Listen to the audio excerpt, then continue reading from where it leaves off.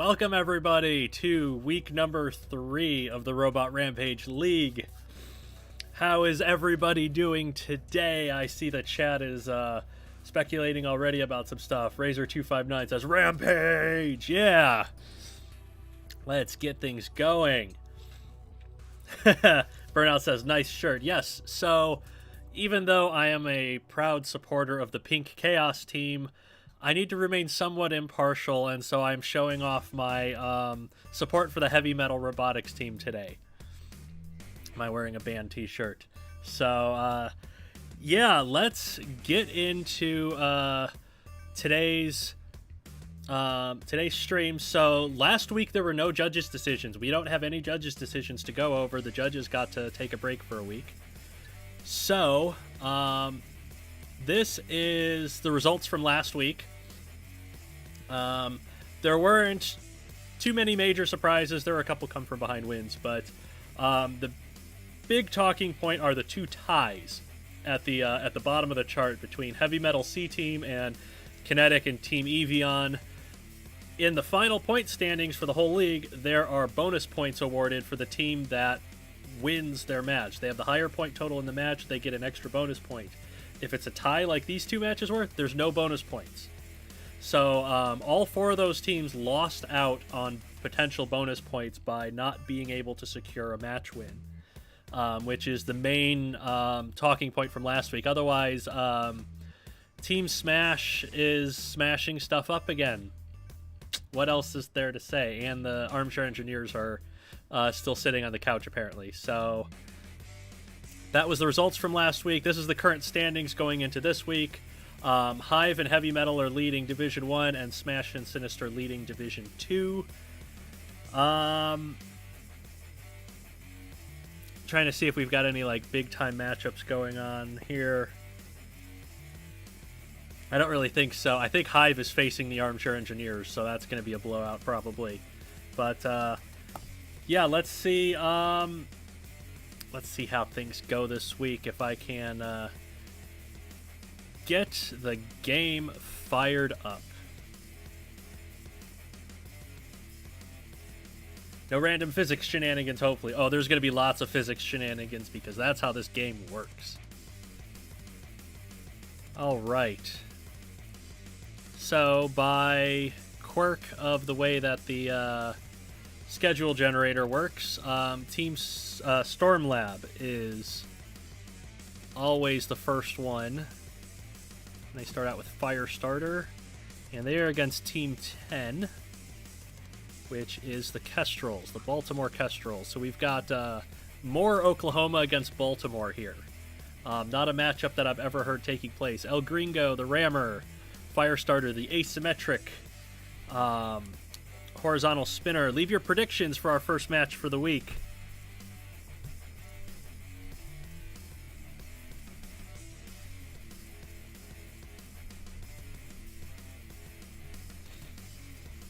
Heavy Metal's got a tough match. First RRL live stream. Welcome, Mott.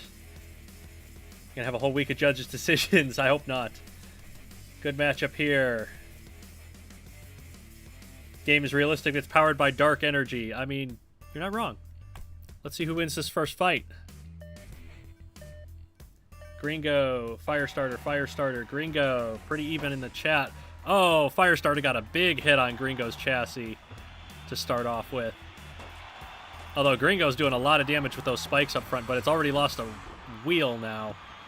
These guys are both totally messing each other up. I know El Gringo has plastic armor, which is the weakest armor in the game. And it is not doing so hot right now. That asymmetric spinner's got the reach. It's able to come around the side of El Gringo and hit it in the chassis. Not deal with those spikes. Ooh, a big hit. And another. I think Firestarter's going to have this one unless something goes catastrophically wrong here. Oh, control board hits on Firestarter now. Hold on. Nope, that's it. There was a glimmer of hope at the last second.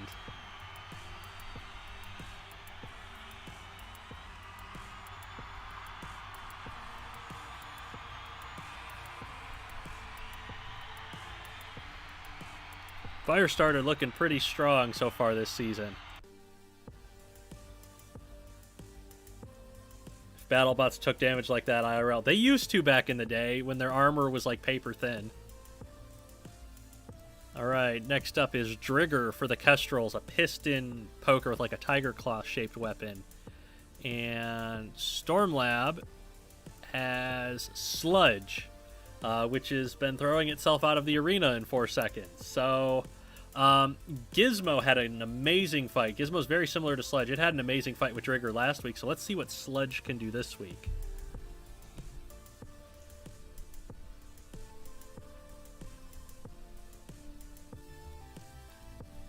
What is your predictions for Sludge versus Drigger? Incoming Sludge Fest. I don't know. Drigger's not a wedge. Set the timers. A lot of people leaning towards Drigger. American Killjoy, Sludge, prove me wrong. He wants Sludge to win, but he doesn't think it will. Come on, Sludge, what do you got? Well, it's a big hit. And all of Sludge's weapons came off at once except for a single spike. So Drigger with the critical hit already. Now last week, Gizmo lost all of its weapons and won. This week, Drigger gets the KO in 16 seconds. Drigger is not playing around here. I didn't even get time to say what Drigger was able to do last week. Because last week, Gizmo lost all of its weapons and 2 of its wheels, but it pushed Drigger onto the grinders and killed it. And Drigger was like, I ain't having that shit, I'm shutting this down.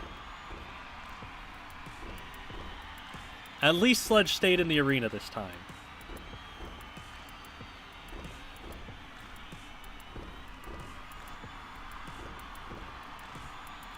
Damn it, Sludge. So that's not a very good start for Sludge. It's already 0-3. So now it is Microburst and Warbird. Microburst is not invertible, but it's got a lot of pistons to do a lot of damage. Warbird is a rear-hinged flipper, but it's a little bit sluggish. That's the total active time Sludge has been in the arena. 8 plus 16 is 24 seconds. That is the total time Sludge has been active in the arena.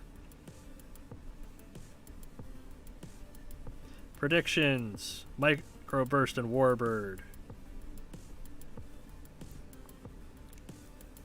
Hello, Dolphin Treasure Art. Welcome to the stream. American Killjoy's got Microburst.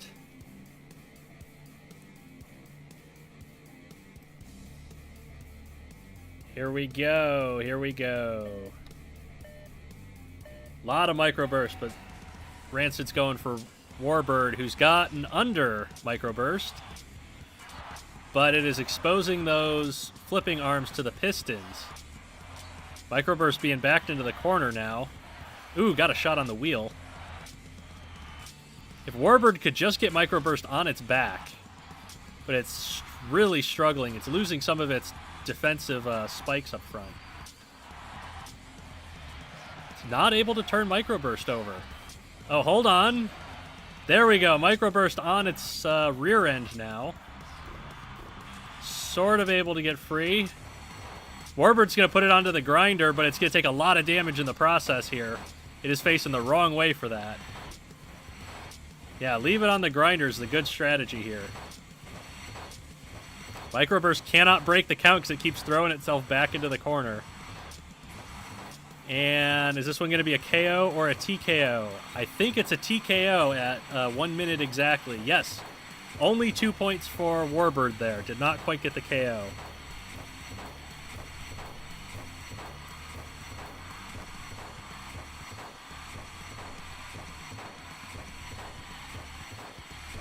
And we're just going to let Microburst just continue to get destroyed on the grinder for a while. Because that's how this show works. Well played, Warbird. Very well played, yes. If Warbird did not get Microburst in the corner, Microburst would have kept shuffling itself around and kept breaking the count. So getting it on the grinder was critical to Warbird winning that one. Alright, so now we need Team 15's Super Heavyweight Uragano and Team 10's Super Heavyweight which is Berserker. So we've got two monster spinners here. Uragano with the double vertical hammer spinner thing, and Berserker with 4 horizontal spinners. Both of these robots have beaten the previously undefeated dysfunctional stepsister, so it'll be interesting to see which one of them is the better sister beater. That probably didn't come out right. But leave your comments in, leave your predictions in the comments in the chat.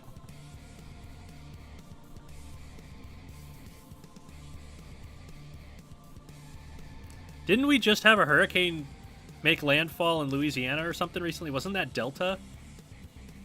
I don't think it's technically a hurricane anymore, but we still have that tropical system going on, so maybe it bodes well for Uragano's chances here. People going with Uragano. Crystal Carnage, you have not missed much. Just 3 fights for the first match, which is 5-3 currently in favor of the Kestrels. I think it's in favor of the Kestrels so far. We're going to see if Stormlab can win this one and win the match with it if they get a KO. It's going to depend on if Uragano can get those front weapons off. One of them's off immediately, and physics doesn't like that. Let's try it again. I know hurricanes don't play well with physics in the real world, so... Well, the motors lasted more than 1 hit this time. There's one off. Oh, it's flipped Berserker over. Okay. Lost a hammer in the process, but Berserker can't move. Crucially, Uragano needs a KO here. It cannot settle for a TKO, or they don't win the match. Oh, that was a big hit. That was a kill shot. That was the KO they needed. Wow. Okay, so Stormlab wins 6-5. A come-from-behind win again. I need the time on that one.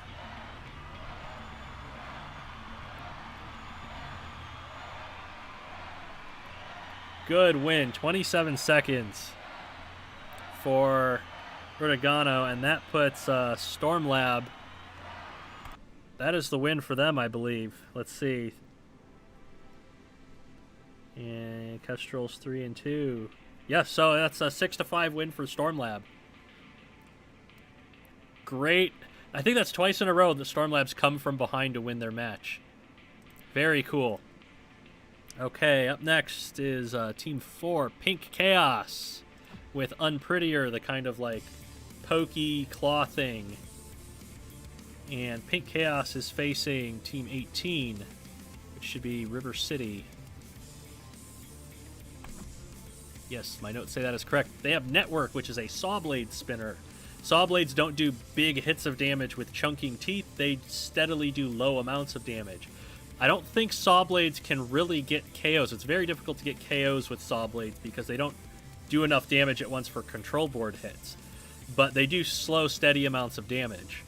So it'll be interesting to see how Unprettier handles Network here, because Network doesn't have its chassis in the way.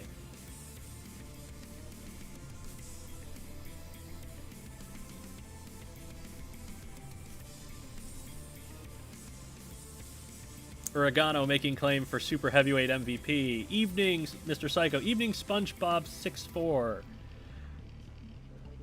Owain appreciates a robot called Unprettier. Yes, Owain gets the reference. Unprettier Network. Was Uragano made by Game & Soy? No, actually, I sent Uragano to Game & Soy. I wish he was still making videos, by the way. I miss Game & Soy. Killjoy wants Network, but Unprettier's got a good chance. Pink robots have superpowers. Let's find out. It is Unprettier versus Network. Network with the low-powered saw blades going after Unprettier's wedges. Unprettier not able to get its claw in range, because the smart zone is on top of the wedges, not in front of it, so it's not going to attack unless Network goes on top the wedges or takes the wedges off, which it's trying to do. Unprettier does have some defensive spikes to the sides, although it's being pushed back into the grinder now. which is not good for Unprettier. Network just trying to like slowly cut away at the bottom of those wedges. I'm not sure how much damage it's going to be doing with the tops of the saw blades though, or if it needs to be the edges of the saw blades. Now it's going around to the back. Unprettier trying to get away. There you go. Now it's in place, but the claw is going right between the saw blades. And they reset, and Unprettier's not able to get under the front edge of those saw blades. Unprettier is a wrestling move. Nice. Yes, it is. It's a very painful-looking move. You could say it unpretties people. So that's a wedge gone off of Unprettier. It has a better chance of getting able to hit Network. Network's already got smoke coming out of one motor for its weapon. Unprettier keeps exposing those rear wheels. Network is taking advantage of it. Less than 90 seconds to go now. Who would have thought the robot with no wedges would be out-wedging the robot with a wedge? Unprettier's just not fast enough to get away. Or it's shut down entirely, one of the two. Network going in with both of the saw blades at once. Unprettier trying to get that one saw blade. It might be too low. Nope, there's a little bit of a hit there. Smoke pouring out of both motors now. Actually, Unprettier might be trying to use the side spikes to take the to take out the weapon motors there. But Network is not letting up.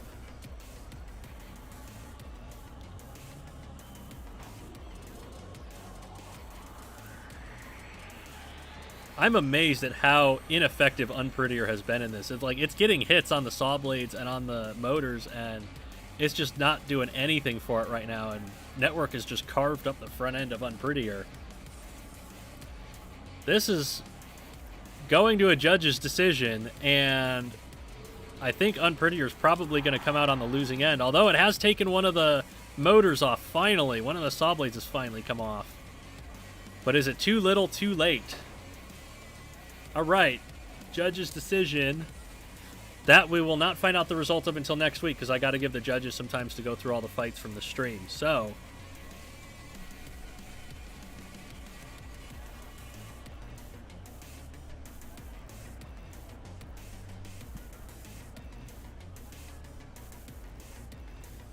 now, importantly, a control board KO is worth 3 points to a team. A ring out or a TKO, which is being counted out for immobility, is worth 2 points.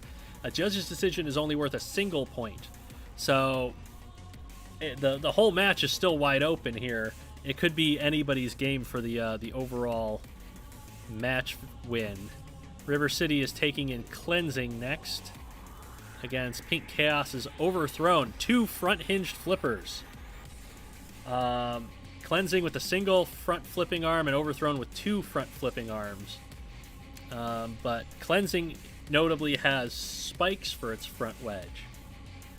Let me know what you guys think your prediction's going to be here.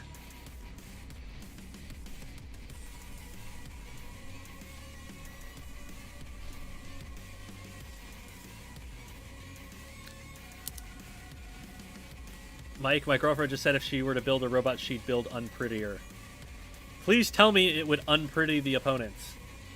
Always got confused with TKOs and KOs. So real life TKOs and KOs is really difficult to tell, because KOs, it's just you're counted out. But in the game, there's a very distinct difference, because you have a control board knockout where it says destroyed, and then you have the timer that counts a robot out for not moving, and it says immobilized.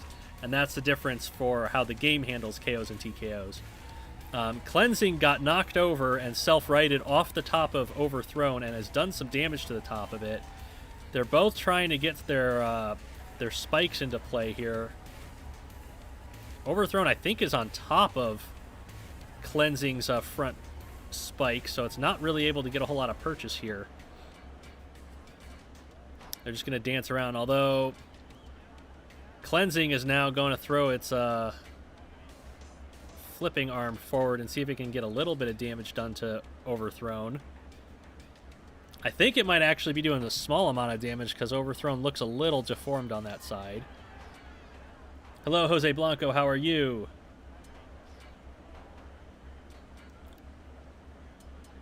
A robot named Unprettier just messed up the paintwork. It would unpretty things. However you consider unpretty to be. So these two are not able to really do much with each other at the moment, although Cleansing is clearly doing chassis damage to Overthrown here.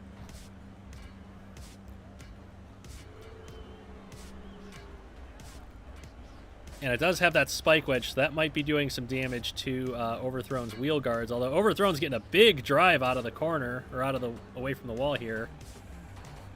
And now they're going to stalemate, but Unprettier, or not Unprettier, Cleansing is going to do damage with those front spikes while they're stalemated. So, now they're going to reset back to the stalemate they had before. I think this one might end up going to the judges unless something goes catastrophically wrong for one of them.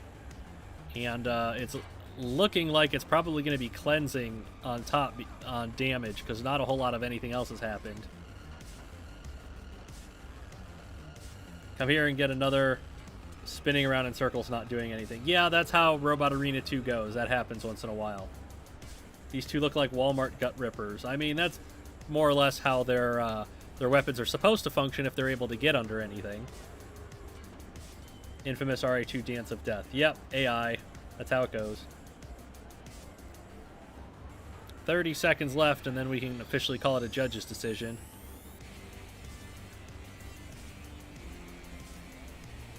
While they circle each other, why don't you read some of your poetry? If I were to write poetry, which I don't, it would just be the word fuck endlessly. Bolt from the Blue versus Firestorm, anyone? I agree, this is a very tactical battle. Extremely tactical. Although, in the last few seconds, Overthrown has ended up on top of Cleansing and taken some damage.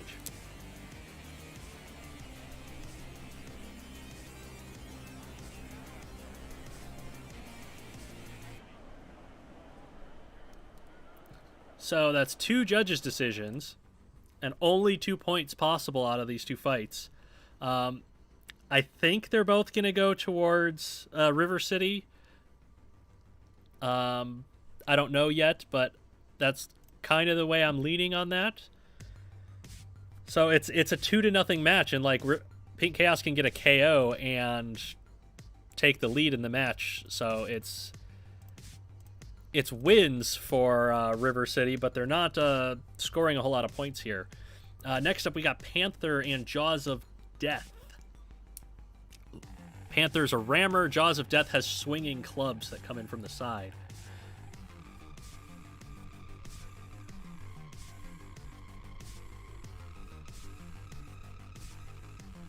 What are your guys' predictions on this one? Wasn't Jaws of Death an actual BattleBot? There was a BattleBot named Jaws of Death that had like these crushing pincers from the side. It was a super heavyweight. It was a giant robot. Pink Chaos not being as dominant this time. Yeah, Pink Chaos isn't doing so hot so far. They're kind of being outplayed.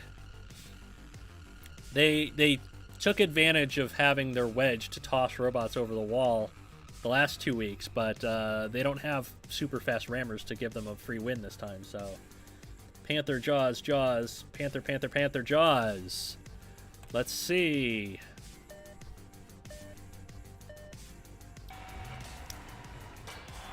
Ooh, a big hit off the bat. They both have a lot of weapons up front, but I think Panther will be able to get some chassis damage on Jaws between those spikes. He's getting under Jaws. Jaws is just swinging away at those kind of paw, bear claw weapons on the side, panther claws. One of the clubs is broken. There's still some spikes on that arm, though. Jaws is doing some damage to the wheel of Panther there. A lot of spikes coming off now everywhere. Coming off of Jaws, or coming off of Panther. The other club is broken. I think that weapon's entirely broken off. So Jaws has pretty much lost its weapon altogether. And It's going to get pinned against the wall near the grinder here. That's not good for Jaws of Death. It needs to get the heck out of there. Panther is definitely in control of this fight here, keeping Jaws on the back foot. Or the back jaw, however that works. However that works for Jaws.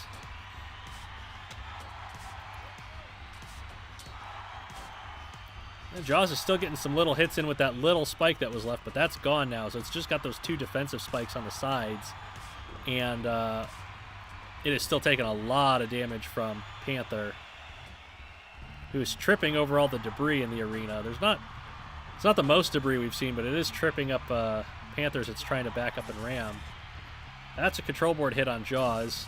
And another. There's one more left, and then it's KO'd. So Paint Chaos takes the lead in the match with a 3-point knockout victory of Jaws of Death.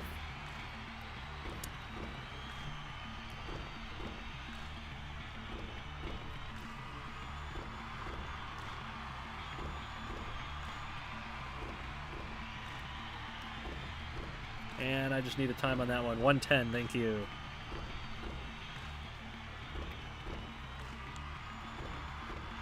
Keep getting incorrect decisions. Hey, man, it's okay. Robot Arena 2, despite being super predictable, is still somehow super unpredictable. Like, you can get all kinds of stuff. Like, Drigger versus Gizmo from last week. We're like, yeah, Drigger's got this one, and then Gizmo pushed it into the grinder and killed it. So, like, it's unpredictable. You never know what's going to happen.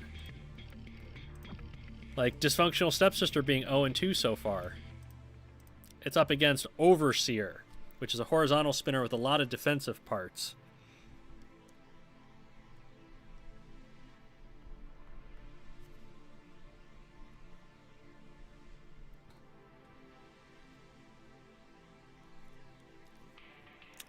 What do we got for predictions here? Panther gets its first win and it's a KO. Yes, that's a good way to get a first win, is a solid control board knockout. Overseer 0-3. Dysfunctional Stepsister being BS at the moment. We will see. Overseer, I don't think Overseer's invertible. But I don't know if that's going to matter. It's got a horizontal spinner on the front of it. Dysfunctional Sister with 10 flipping arms. And the spinner's gone. Dysfunctional Stepsister ain't got no time for spinners. Or for getting its flipping arms back in position. There goes a wheel now. So this is more what we're used to seeing out of Dysfunctional Stepsister from the Patreon show, is just getting underneath things and just ripping them apart. Although, once again, it's being dumb and not letting its flipping arms reset properly. Once again, dumb Robot Arena 2 AI.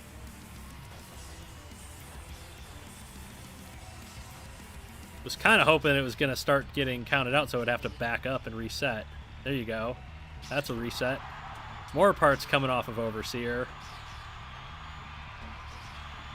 Spinner just got yeeted. Yeah, it didn't last long, did it?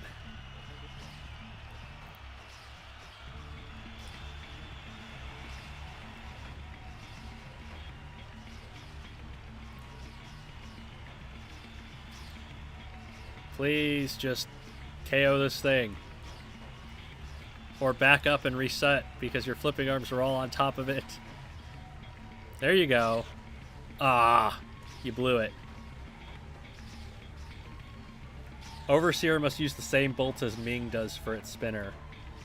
Yeah, Ming or Surgeon General when it hit Frostbite. The whole spinner comes off at once. There goes the weapon motor. Not that it was doing anything. There's a control board hit finally. And match with 1:15 remaining. So that's 105 seconds? Yeah, that's 105 seconds.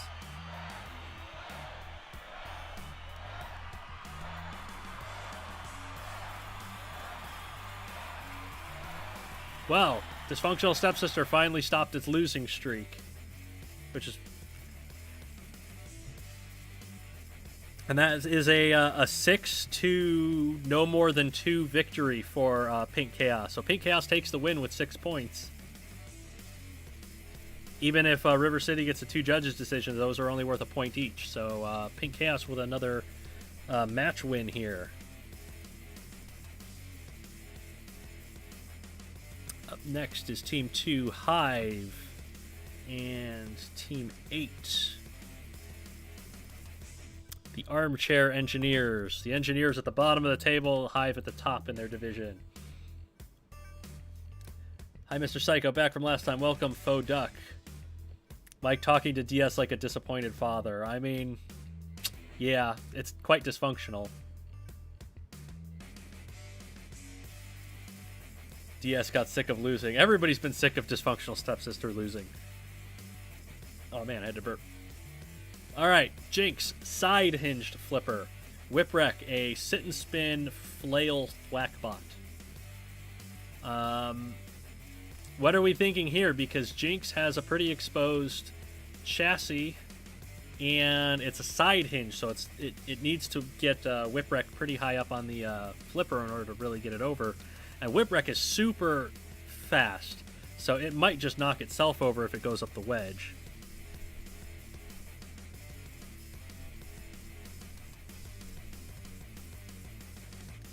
Jinx because it has the better name and a better chance of winning as a result. Yes, I agree, Snowing Steak. Let's see if Jinx, if its name holds out and it jinxes Whipwreck here. Whipwreck trying to get that flail into Jinx's wheels.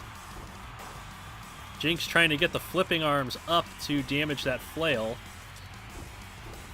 And now Whipwreck going for the other side. Doing a lot of damage to Jinx's armor at the moment. Ooh, a big hit. Takes a wheel and a control board hit. And that is a KO. 28 seconds for Whipwreck to get a win.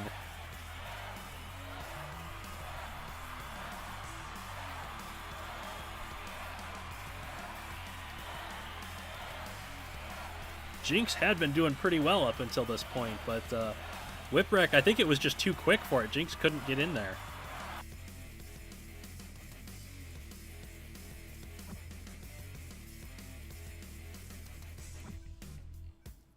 Okay. Oh, Wayne is like, on one hand, Whipwreck soothes my love of the whack box. On the other hand, I have a good friend named Jinx. Jinx is jinxed, my friend. The Armchair Engineer scored points. It's a miracle. They might score some more points here because HIVE is putting out Gizmo against Mini Berserker. And Gizmo is a very fast rammer, similar to Sludge. Mini Berserker's got the 2 horizontal spinners. It's basically the super heavyweight Berserker without the 2 rear weapons.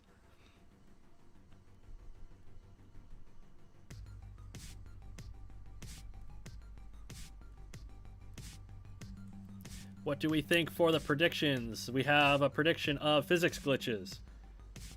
Owain says Gizmo because he's currently watching Gremlins. Can't argue with that one. Gizmo because it can't get wet. Mini Berserker. Gizmo. All right, let's see if Gizmo lives up to your guys' expectations in the chat. Or if Mini Berserker can get those wheels. Gizmo throwing itself over the top of Mini Berserker. It's taken a spike off of Mini Berserker's right side disc. It's going right for those weapon motors. Or it's going right in between them all. Smoke out of Mini Berserker's right side disc. And the whole thing's come off and Gizmo's physics glitched itself out. I am 90% sure that was a physics glitch. I'm going to wait and see what Burnout in the chat says because he's the other guy that runs this with me. Was that a physics glitch or was that Gizmo tripping over a motor? Definite glitch. That's what I thought. We're going to restart that one. It was cool, though. That's going to be in the highlights video for sure. Big hit on that right side disc again. Left side disc is smoking from that motor. Mini Berserker trying to get the discs into Gizmo's wheels. One of the discs is off now. Whole motor and everything. Just got that right side motor, and Gizmo's keeping the spikes pointed at it. Gizmo knows what's up. Taking spikes off of the disc now. Taking spikes off of Gizmo. Gizmo trying to outflank Mini Berserker here, I think. I think it's getting stuck in a physics glitch is what's happening here. Yes, that's exactly what's happening. For a second, I thought it backed into the motor and did a backflip on its own, but no, that was the physics glitch. All right, third try. It's the dark matter at work. Gizmo going after that left side motor again. Berserker trying to go around the side. Ooh, Gizmo backed into the grinder. That's really dangerous. I think that was another physics glitch right there. And it did result in Gizmo losing a wheel, and that was another physics glitch.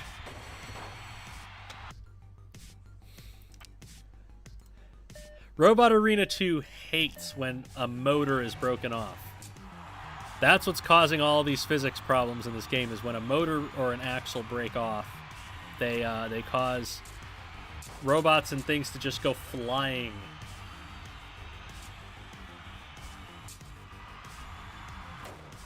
Although, this one's being surprisingly glitch-free so far.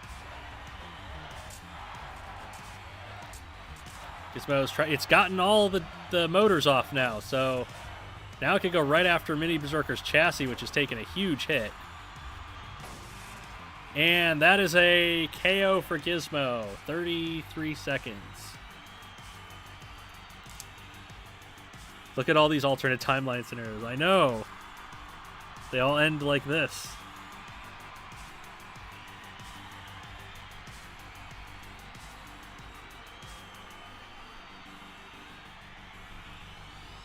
All right, so that is now 3 points apiece.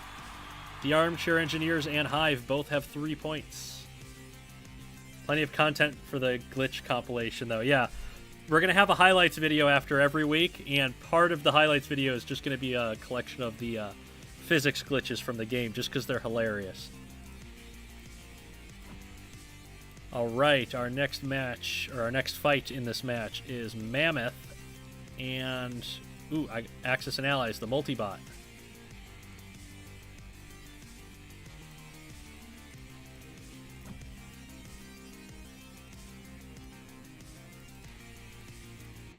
So Mammoth has 2 overhead war picks, because they're spikes rather than axes.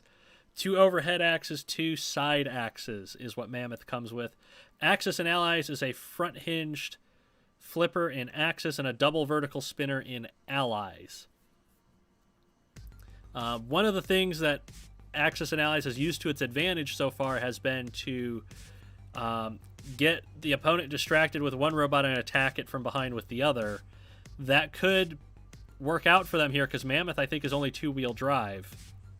So let me know what you guys think is your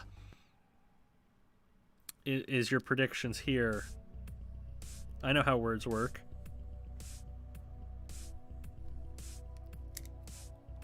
Mammoth has back armor for this very thing. Okay, so Mammoth has protected rear end, but does it have exposed wheels? A lot of people going with Axis and Allies for this one. We have Eric up there going for with Mammoth. Let's see how this one turns out. Mammoth going after Axis, trying to get rid of the flipper right away because Mammoth cannot self-right.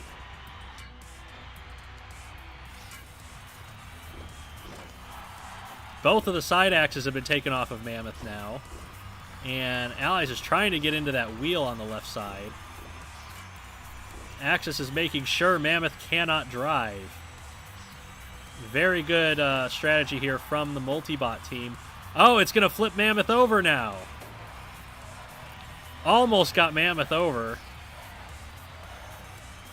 Allies trying to get in there to do the damage. It's done the damage to its own teammate. Look at the massive dent in the back of Axis now. Mammoth using its rear end armor to protect itself from the spinning discs. Axis has lost its flipping arm. So Axis is no longer able to flip.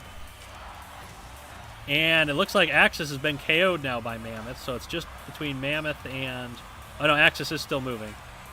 Between Mammoth and Allies, and Allies has lost all of its damaging weapons on its disc. So now Axis is KO'd. Allies has no weapons on its discs any longer. And Mammoth still has that one axe remaining, and it's taken off one of the motors from Allies, and it's going after Allies' chassis. Oh, don't do that, physics. That was such a good fight up till that point. So that's one way it could have gone. It's going to start out going after Axis again. And Allies is really going after that right side wheel on Mammoth, but it's hitting the defensive spikes instead. No, it did get the wheel. Okay, so Allies has taken off one of Mammoth's wheels. Axis, I think, has been KO'd at this point. Now Mammoth trying to take off those weapon teeth.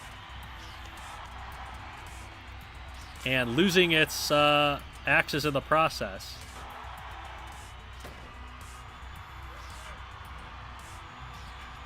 Allies has a really fragile weapon teeth here. Got one spike left on both of its discs combined. Mammoth not able to drive, though. Not being counted out. Or is it being counted out? Must not be, because Allies is still attacking it. Nope, Mammoth is getting counted. Trying to break free. It has gotten free now. Both of the discs off of Allies.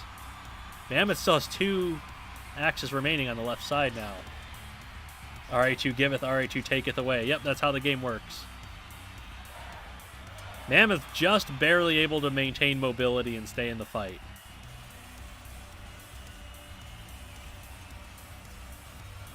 Really, all Allies needs to do is take this to a judge's decision, I think. Or it's going to try and get Mammoth into the grinder. But Mammoth is going to fight back hard and take off some more parts from Allies.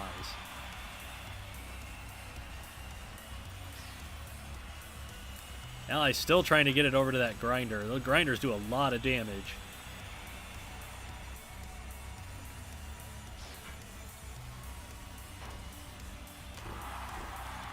Last of the weapon motors off of Allies. Allies got stuck onto a piece of debris for a second.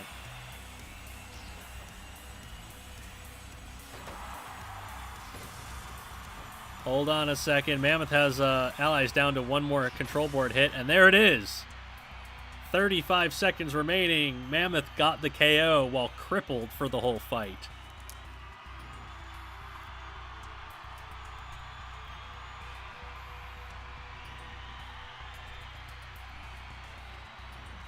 Do some quick math here.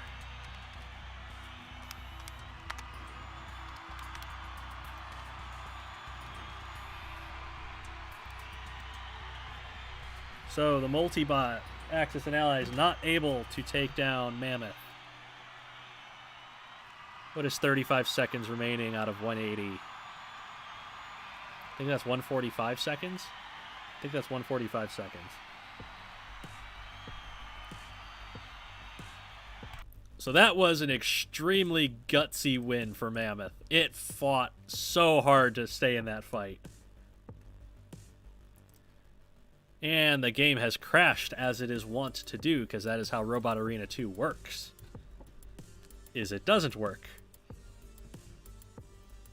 Alright, super heavyweights next. Currently it is a 6-3 match for HIVE.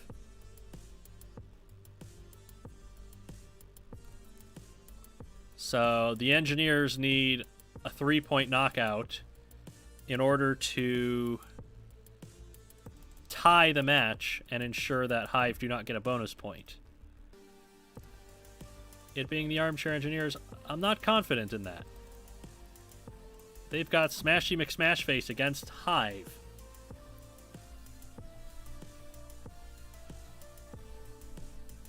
So, if you are new to the Robot Rampage League, Hive is a double piston poker. It's got a piston on the end of a piston, so it gets double the reach and speed out of it. Some piston spikes in the center. Smashy McSmashface has 5 hammer arms, which are... the whole robot's designed to look like it was built in Robot Arena 1. It's not been doing so hot lately. So, what do you guys think is going to happen here between Hive and Smashy McSmashface? I did see somebody pointed out that Hive does have its pistons exposed on top. Hive is pretty exposed up top. And Smashy does have a wedge. So, let's see what this this fight gives us. We have Hive, Smashy. We do have somebody cheering for Smashy in the chat. That's nice. Let's see what we get.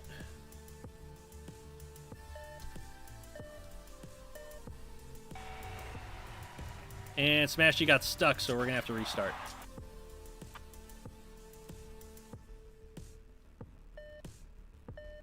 Can you get down from the wall this time, Smashy? Yes, it can. Ooh, Smashy does not have the reach that Hive does. Hive has taken out the center of the hammers and one of the rear ice picks, and now it's going into the side, but Smashy's taken off all of the spikes on the right side piston. So, both robots doing damage to each other's weapons, although Smashy is pretty slow and not really able to get out of the side there. Hive's got the better drive speed. Well, Smashy's been able to get in close now. And it's getting those hammers down onto Hive's front armor. It doesn't have the reach to get it on top, though. Smashy proving how obsolete RA1 really is. It's gotten one of the pistons off of Hive so far. Not the piston that had anything attached to it, though, and Smashy's chassis is really caved in now from that that left piston. It's getting Hive back to the grinder, though. Hive does have protective armor on the rear. But how long will that protective stuff last? So Smashy's using the wedge and keeping it pinned against the grinder. And now it's getting in there. Hive had to get out of there to break the count. And Smashy's getting pretty deep under him now. It's a slow fight, but it's... I was about to say it's tactical. It's not that tactical. Like, there's some interesting stuff going on here. Smashy pushing. Trying to do damage with the remaining battery power it's got left. One thing Robot Arena 2 does simulate is when your chassis takes damage, the components in that vague area of the robot also take damage, so motors and everything are less effective. So Smashy's hammers are looking pretty weak. He's got no armor left. He's on control board hits. The front right armor's knocked off of Hive. And we just had physics send us into an alternate dimension there.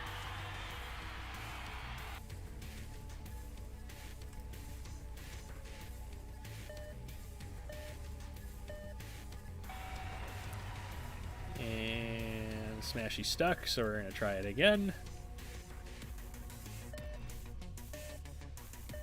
Well then.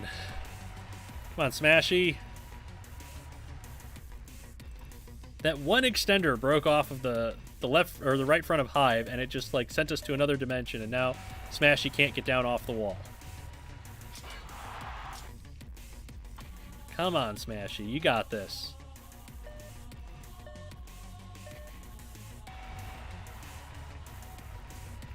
Almost got down. I'm just gonna let it run from there. I think next season I'm going to move the starting squares, the starting location of the robots closer to the center of the arena, because I think that's just a number to change in a text file. That way they can use larger amounts of stuff in the rear. So Smashy's taking a lot more damage this time. It's only got the 2 side hammers remaining. The center hammer and the 2 ice picks in the rear are broken off. Hive still has all of its spikes. I say that, and now some of its spikes are gone. Smashy still got the 2 hammers going, though. And they're attacking that front armor in front of the wheels.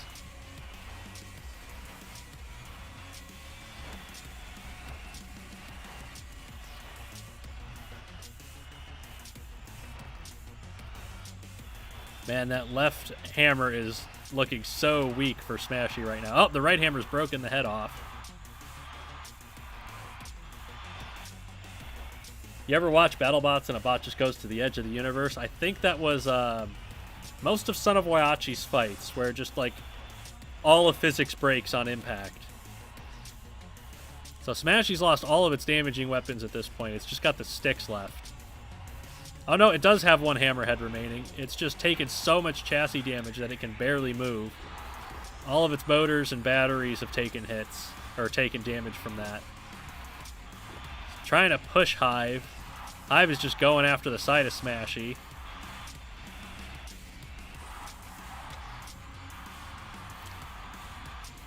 Smashy's just totally shut down here. I think Smashy's just... Oh, no, it's moving. Man, Smashy McSmashface taking so much damage. Oh, now it's lost everything and it's just going to go into wedge mode. But it doesn't even have the power to push anymore because it's taking so much damage. You know, even if Smashy takes us to a judge's decision, I don't think they're going to win it. But interestingly, Hive not able to get the KO yet. They don't have any power left in those pistons. They're running out of gas. Smashy's trying to get him into the corner. Oh, there's the KO. 22 seconds remaining. Finally.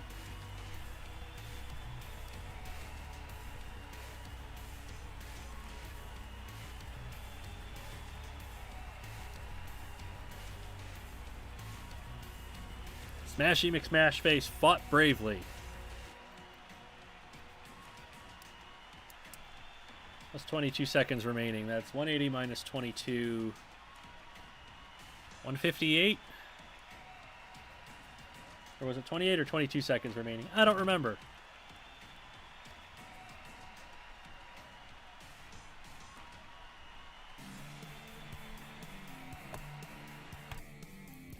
Okay.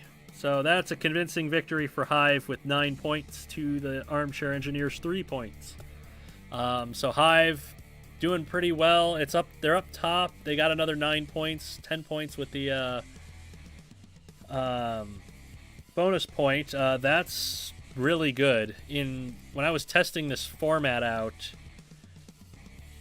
it was somewhere around 8 points to 8 to 9 points per match was the top ranked teams. So Hive is looking pretty good right now with that victory. So next is number 1 team in the whole league, Team Smash, against the C team. So Team Smash going into the lightweights with Bubblegum, which is kind of this spiked scoop wedge rammer. Brickface for the C team is a sit and spin thwack bot, but it's got that angled spike thing like T-Rex from BattleBots, so it can kind of wedge under things when it hits them. These are going to be 2 very fast lightweights, so let me know in your... I gotta stop burping. Let me know in the chat what your predictions are for this one.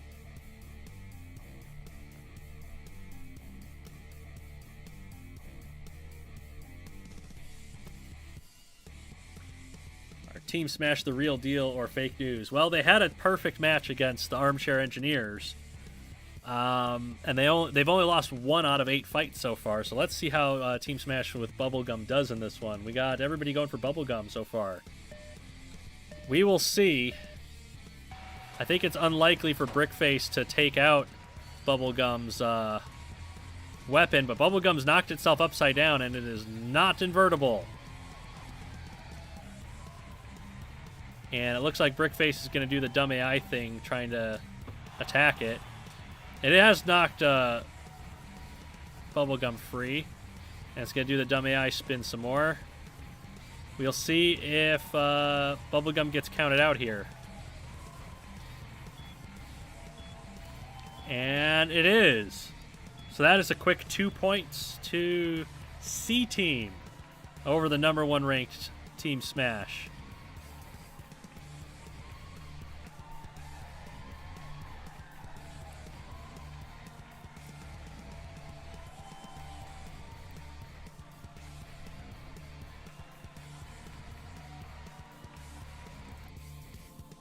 Hi, Psycho. Can't wait for rerun to catch up on what I missed. Welcome. Tamabris is how I'm going to pretend your name is pronounced, because I don't know how your name is pronounced in the chat. Okay, so C-Team with a quick 2 points to start. They're going into the middleweights with Explicit Equation. It's a 4-piston poker with a lot of wheels and chassis space. Team Smash is going into the middleweights with Planetary Conqueror, an overhead spinner with a wedge on the front. Planetary Conqueror's been surprisingly good so far, but Explicit Equation's got that front-loaded weapon, so we'll see which one comes out on top here.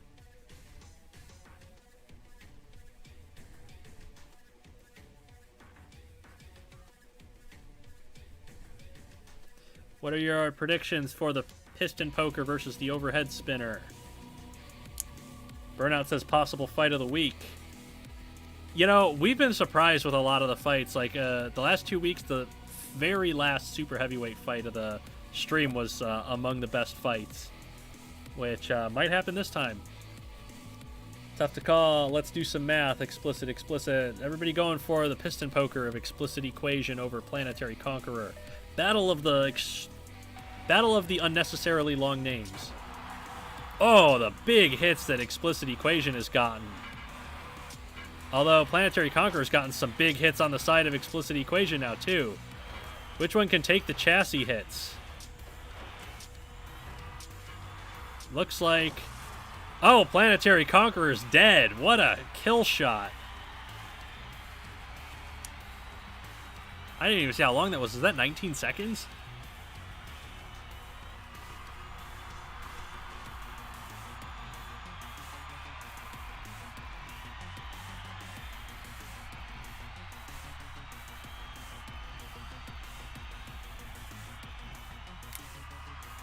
Thought Planetary Conqueror had more reach. It got a couple of big hits. I mean, it mangled the front end of Explicit Equation, but the Pistons got 3 control board hits in 1 impact. That was a pretty good attack from Explicit Equation, but now Smash is going in with Bioshocker, a double vertical spinner.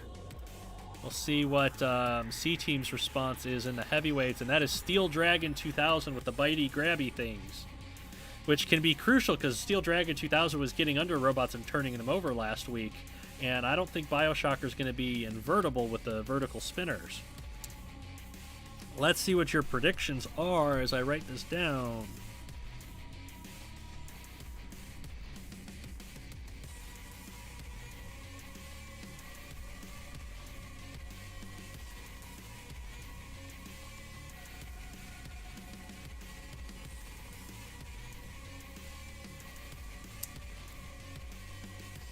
Even fight. Bioshocker, Steel Dragon. Killjoy going with Steel Dragon. Gotta love Steel Dragon 2000. It's like a Donald Hudson machine. I agree with that part. Alright, C-Team is leading 5-0 going into the heavyweights. Oh, a big hit. Almost knocked Bioshocker right over. It's pushed Bioshocker into the wall. The weapon not able to do a whole lot. It's knocked one of the upper arms off. Physics is not being very happy at the moment. And it's still not very happy.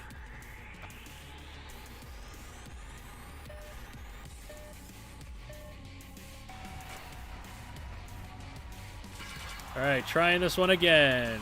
So far the same results. Steel Dragon pushing Bioshocker into the wall. It's more stabbing Bioshocker than like lifting it or biting it. Gotten free. Now one of the weapon motors has come off. Both of the left side weapons have come off of Steel Dragon, but it's got Bioshocker into the grinder. If you can keep Bioshocker there, it can do a lot of damage using that grinder. You can hear the chassis caving in on Bioshocker.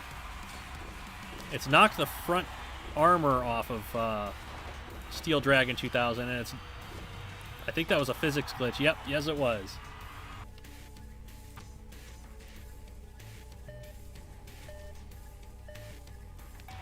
So, once again, Steel Dragon 2000 being really aggressive. Oh, it's doing damage to Bioshocker's weapon motors. That could be crucial.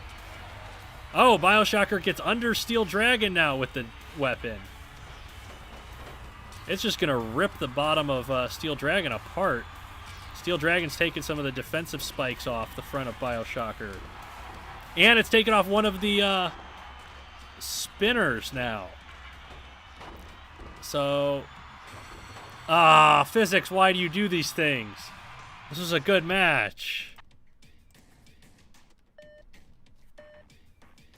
Steel Dragon seems very prone to glitches. That's because it has exposed motors. And when a motor that is currently moving or spinning breaks off in Robot Arena 2, it leaves behind a spot on the floor where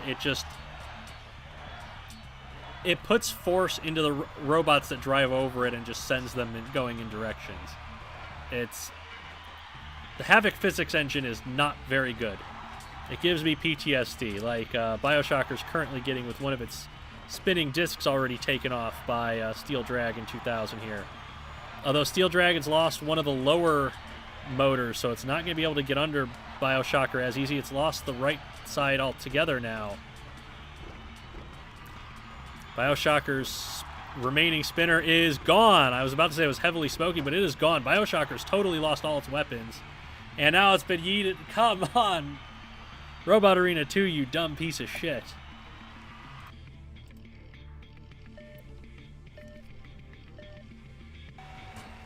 The invisible floor spike, I agree.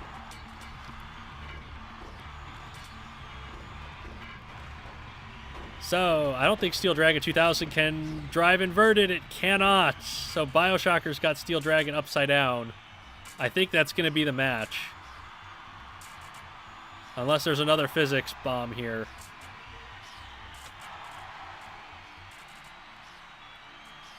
Yep. Oh, no, they broke the count somehow. So Bioshocker's just going to keep attacking it.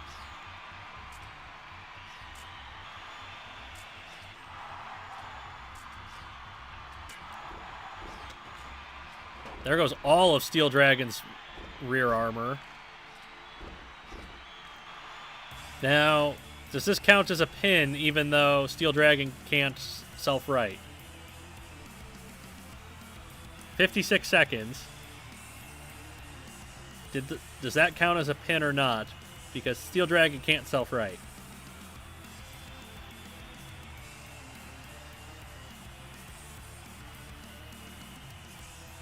No, it does not count as a pin because it can't get up.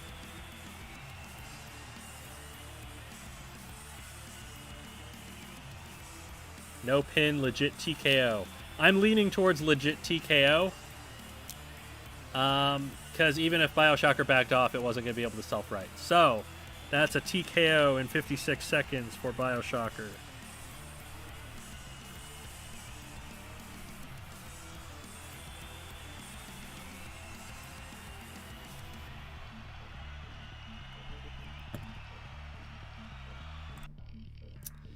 Which means it is now a 5-2 match.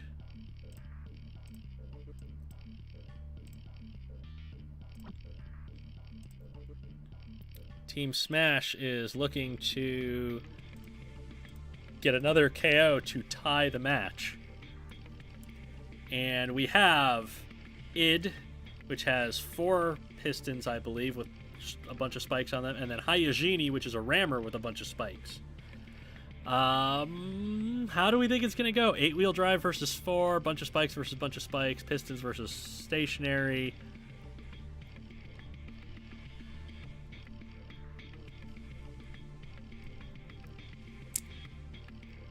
Hopefully it does not come back to bite them later in the season. Yeah, it was, it could have been a good fight between Bioshocker and Steel Dragon, but the official match was a quick disappointment. So here we go for id and Hyagini. Lots of people going for id. Id has been extremely effective so far. Hyagini, invertible and really fast. I think stationary weapons do more damage than moving weapons. So we'll see what Hyagini can do. If it can get id into a corner, if it can avoid having its wheels knocked off by id. It's gotten its little side spikes caught. Oh, one wheel's gone. Id using the reach from those pistons to really hamper Hyagini here. A lot of spikes have come off of id so far. So Hyagini's weapon's doing more damage. All of id's spikes have come off. So id is now helpless. And Hyagini has 6 out of 8 wheels to drive. But unfortunately, they're in 4 and 2 and not in 3 and 3, so it's not going in a straight line. And it's getting high-centered on all of the debris in the arena. Oh, got id back into the corner grinder there. Ooh, big collision there, right on the side plow. Oh, Hyagini, don't put your drive motors into the grinder. That's bad. I like Hyagini's using those spikes that stick out to the side as well as the ones in the front. There's a wheel off of id now. So id's going to lose a lot of speed and drive power here. Hyagini very expertly avoiding getting turned into the grinder there. Now he's going to push id over towards the other grinder. Or just leave it in the middle of the floor. Big hit there.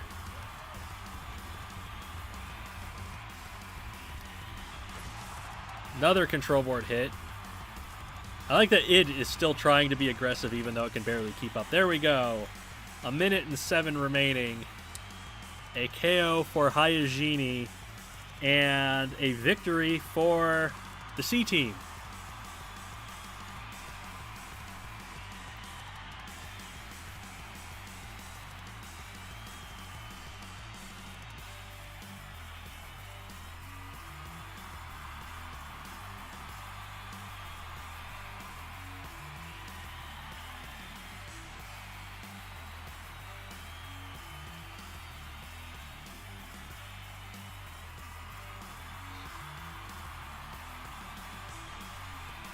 So that is, I think that might be the most destructive total match so far, because we had 21,000 points out of Blood Eagle last week. Hyagini did 19,000, but id also did 16,000. That might be the most cumulative total between the robots so far. So, that is, that's what, an 8-2 win for the C team over the #1 Team Smash. Which is quite a result that I wasn't quite expecting. Team Smash definitely had an easy first week against the Engineers, but I was not expecting them to be dominated quite so thoroughly there. So next up we have Team 3, the Robot Rebels, and Team number 1, Valley View Robotics Club. So here we have Overclock, a piston wedge spikes, Overvolter, an ice pick hammer. And once again, I'm going to use the overused phrase. Leave your predictions in the chat.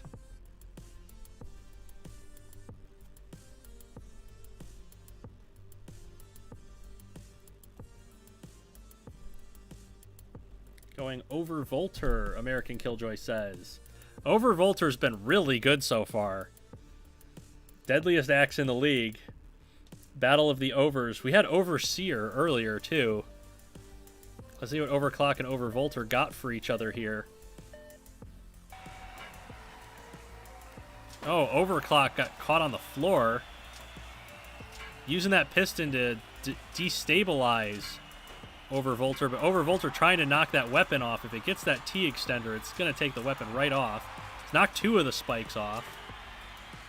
Overclock not really able to get a clean hit with those spikes. They're more going under than damaging Overvolter, and now the weapon's totally off, so Overclock's only hope is to get underneath Overvolter and turn it over, which it's doing a decent job of trying right here. Oh, another big shot from Overvolter. And that is... No, it's still going. Overclock somehow still functioning. There's the kill shot. 49 seconds.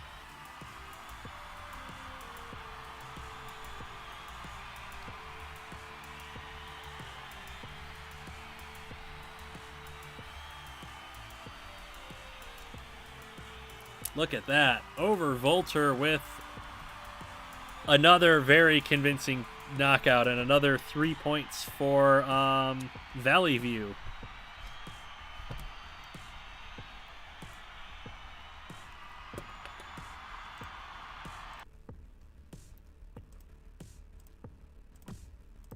So next up is Galactic Fabrication, which has thrown away 2 sure victories so far in the last 2 weeks. And Galactic Fabrication is against Dramatic, which is a vertical sort of drum-shaped spinner. It's a disc with spike strips on it that kind of is drum-shaped. So do we think the vertical spinner or the flipper that throws away fights is going to come out on top here?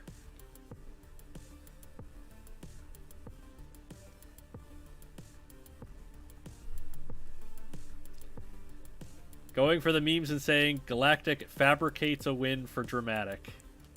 I mean, Dramatic definitely has the weapon power advantage here, but I don't know if Dramatic is invertible. Those wheels might not touch the ground when it's upside down. Anything can beat Galactic Fabrication. We will see. Dramatic has taken some big losses so far this season. Almost got turned over there by Galactic. Oh, it's underneath the flipping arms there. Doing a lot of damage to the flipping arms. Now it's upside down.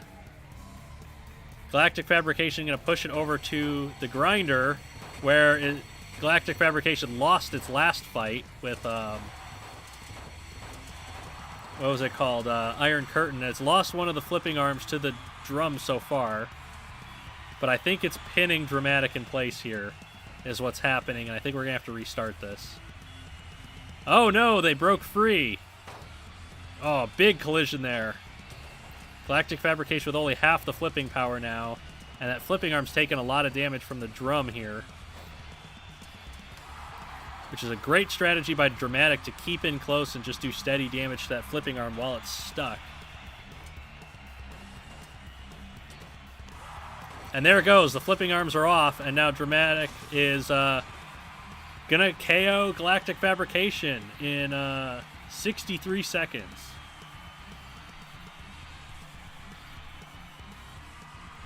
So that was not Galactic Fabrication pissing away a sure win. That was Dramatic straight up beating it.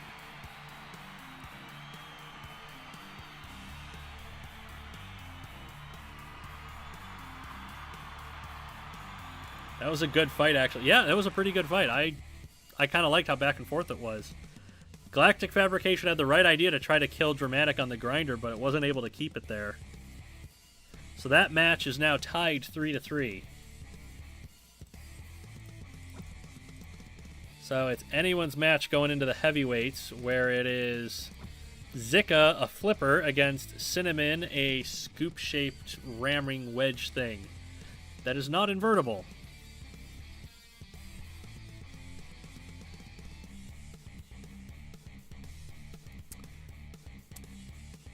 Razor says, even my big toe can beat Galactic Fabrication. I mean, you're not wrong so far.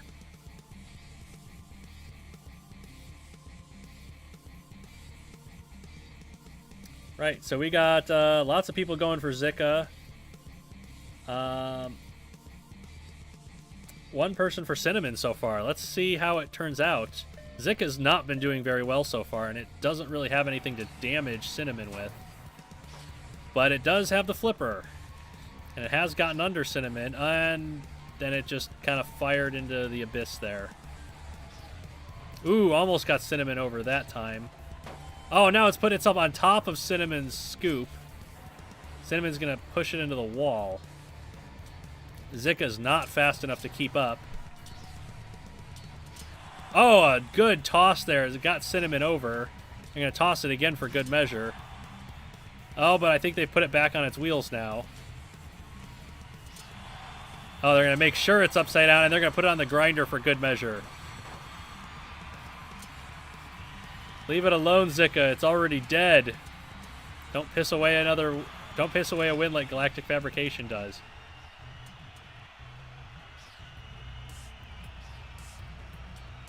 I wonder if Zika's trying to go for the 3 points here instead of a TKO, which would only give 2 points.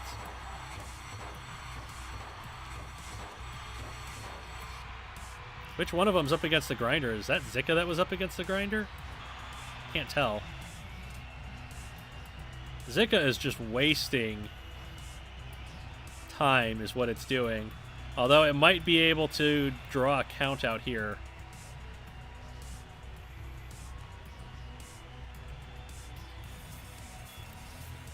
There you go, Zika. Now you've got a win wrapped up.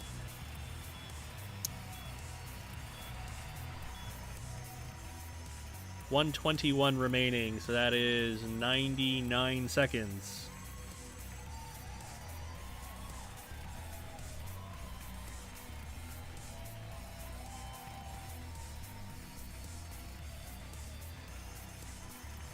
So the Rebels have a 5-3 lead heading into the final fight. Just going to see Heart Attack, the Rammer, against Chemical X, the 2 or 4 side-hinged axes. Heart Attack has the wedge and the pushing power. The axes might be able to get around the front end of Heart Attack and get those front wheels. We will have to see how that goes.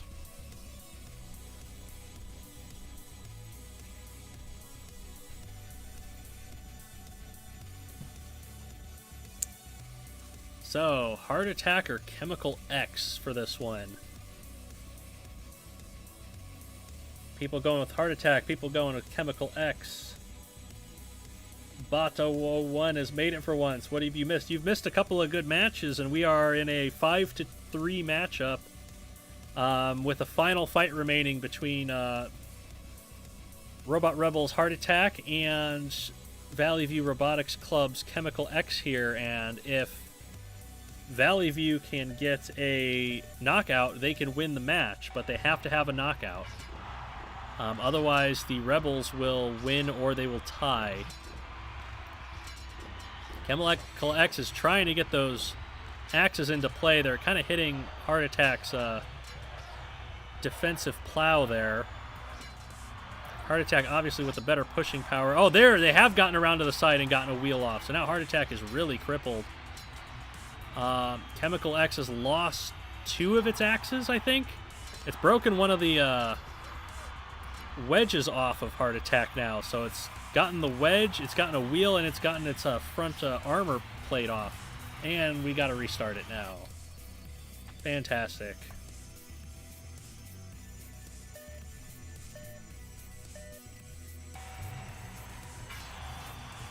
Oh, what was that collision, Heart Attack? Heart Attack's knocked itself over, and Chemical X is taking advantage of it. Heart Attack can drive upside down, but only with the rear 2 wheels. It loses a lot of traction and pushing power. But it does mean that the damaging parts of Heart Attack's plow are leading, although Heart Attack's now lost a wheel. And Chemical X is pushing it into the grinder to damage that rear plow. One of Chemical X's, or 2 of Chemical X's, the left side axes are off now. Heart Attack losing a lot of its, is that its right side once you flip it back up? It's lost a lot of defensive stuff, Heart Attack has, but Chemical X is down to just 1 axe. It is on that heavily damaged side of Heart Attack, however. Trying to get that axe into the wheels again. Oh, there goes all of Heart Attack's scoop. So now Heart Attack's got all its wheels on the ground again. But it cannot use its wedges at the moment. Although it has broken the remaining axe off, so now it's down to defensive spikes against wedges. And I don't think that's going to go well for Heart Attack. 90 seconds remaining in this one, and both robots have already beaten the crap out of each other. Well, it's mostly been Chemical X beating the crap out of Heart Attack.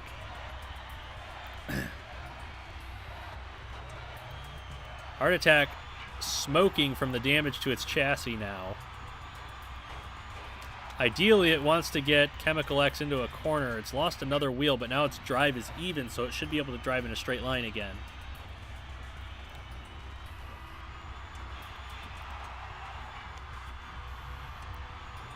Ooh, a big hit. I think that was to Heart Attack's chassis. Another big push from Heart Attack, but it's Heart Attack that's losing pieces here. Yeah, Heart Attack is losing its remaining defensive features. It's lost another wheel now.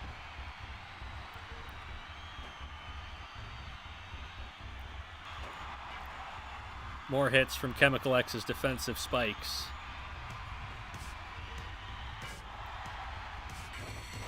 Heart Attack has lost everything off the front end. It's only down to 3 out of 6 wheels.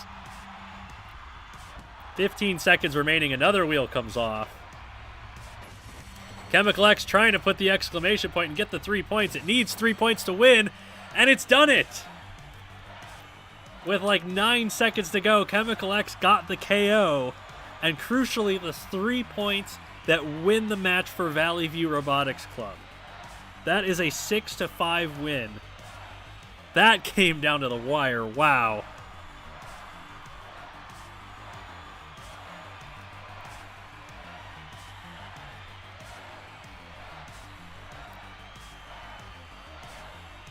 So that is 2 really clutch fights that we've had in this stream. Trying to remember what the other one was. I don't remember it off the top of my head. But we've had 2 super clutch fights where a robot just steadily worked away and managed to get the win. Oh, it was Mammoth and Axis and Allies. Mammoth very steadily worked its way through the multi-bot. Yeah, that was a good match. Both of these were good fights. Oh, there was also Uragano KOing Berserker to get Stormlab the win. We've had a number of these 6-5 matches here. So next is Team 6. That is Heavy Metal, who I am repping for this particular episode. I got my Heavy Metal shirt on. They've got Voidwalker in the lightweights. Heavy Metal's taking on Team 17, which is Sinister Creations and the front-hinged Overheat. Voidwalker's kind of got the 360 overhead spinner thing going on. Heart Attack versus Chemical X for match of the week. So far, it's one of the better matches. It was really close.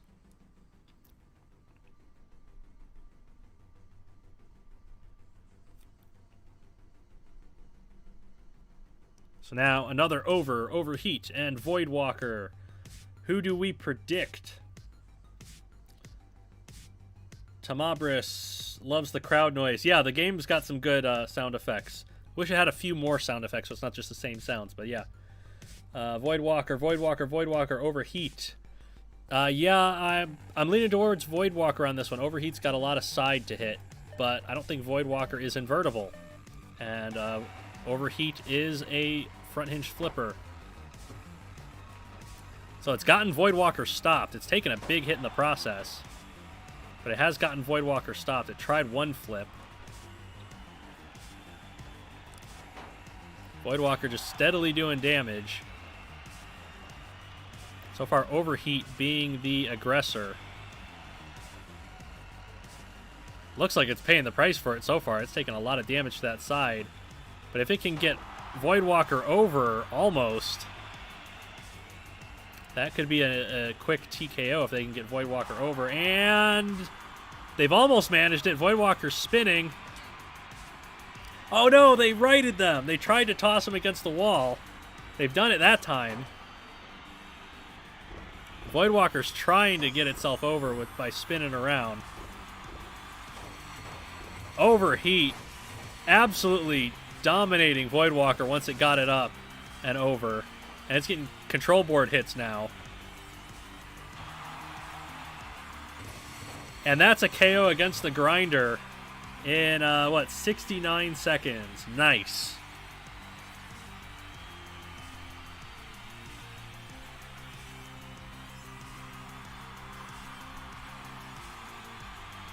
Voidwalker's been very strong to this point, and Overheat's been really disappointing. It's had some disappointing judges' decisions where not a lot happened, but that was a very conclusive fight. They had a game plan, they got in there, took the hits they needed to take, and they got Voidwalker over and won the fight. That was good.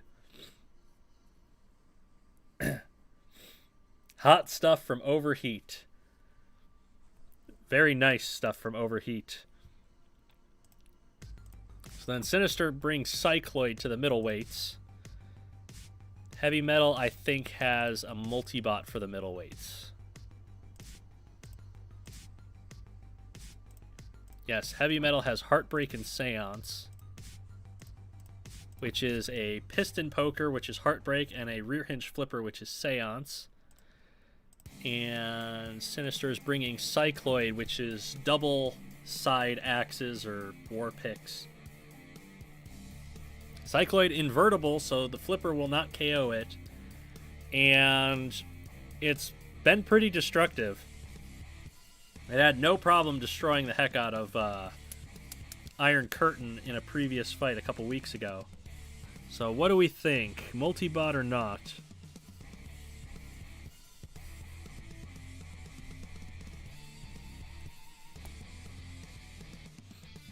Overheat still undefeated.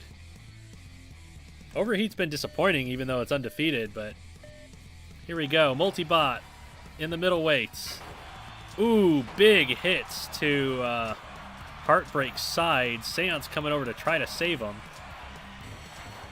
Oh, they've got Cycloid into the Grinder with that wheel.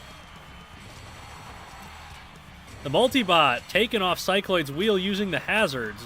Good strategy from them. They are definitely not able to match Cycloid's firepower, but they are able to overwhelm its defenses so far. Cycloid's just driving and ramping up everything, trying to get away. Heartbreak going after that remaining wheel. Oh, one of the axes broken off by Seance now. Cycloid being absolutely overwhelmed by these two little robots. Oh, but it's got control board hits on Seance now, and it's knocked itself over with the wall. The wheel physics are a little odd in this game. Ooh, another good hit, too. Oh! Heartbreak took off its own teammate's wheel! And now Heartbreak is on control board hits. Heartbreak really needs to get that wheel off of Cycloid, or they might not be able to win this match. Or this fight. Cycloid's taking a lot of damage. It can't really retract that weapon much. Ooh, more control board hits. Oh, and now Heartbreak is out. It's just little Seance left. So the way multi-bots work is both parts have to be KO'd to get a knockout. And so Seance is still going, which means that Cycloid needs to disable it to get extra points here. Seance is trying to break the count. It's able to do so. This might go to a judge's decision, and the judges might side with Cycloid in this one. Unless Cycloid can get some more hits on Seance and get it KO'd. It's using that kind of spinning around and swiping at it strategy. which was working for it earlier. Not working for it now. They're just kind of like moving apart from each other.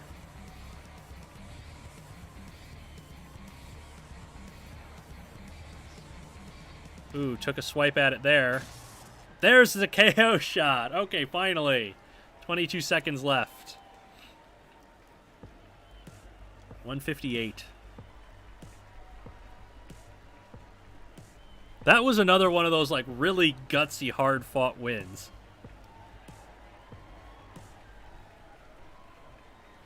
Man, the Boltibot's not having a good day today.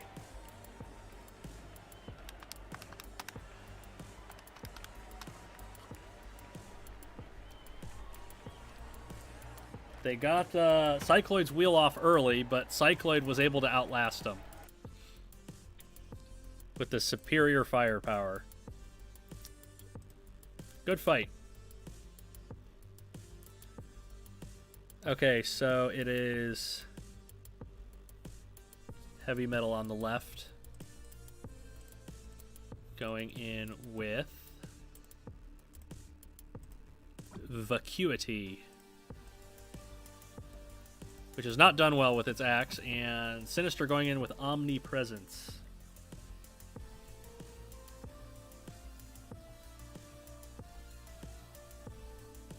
Heavy Metal not doing so well. They're down 6-0.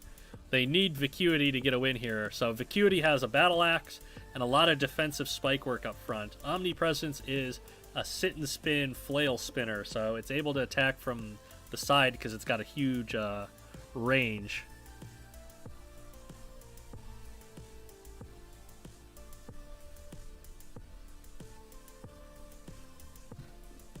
Everybody leaning towards Omnipresence.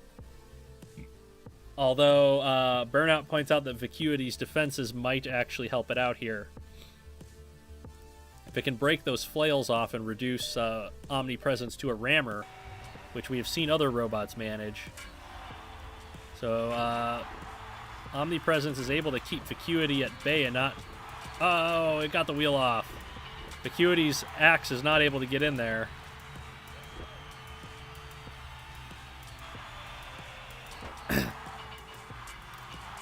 Omnipresence taking the axe head off. It's losing some of its spikes. But I think it's going to get counted out from Dumb AI here. Ooh, that was a good hit. It did not get counted out. Wow, it is tearing Vacuity up.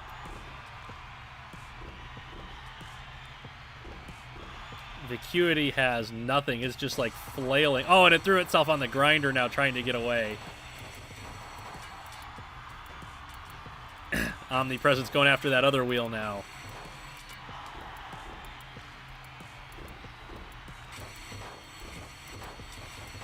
Oh, did Vacuity get its wheel stuck off the ground? I thought it did. Oh, it's lost its other wheel now, so... Even if Omnipresence counts itself out, Vacuity loses, because Vacuity's got no wheels left. Oh, Vacuity was the one that got counted out anyway.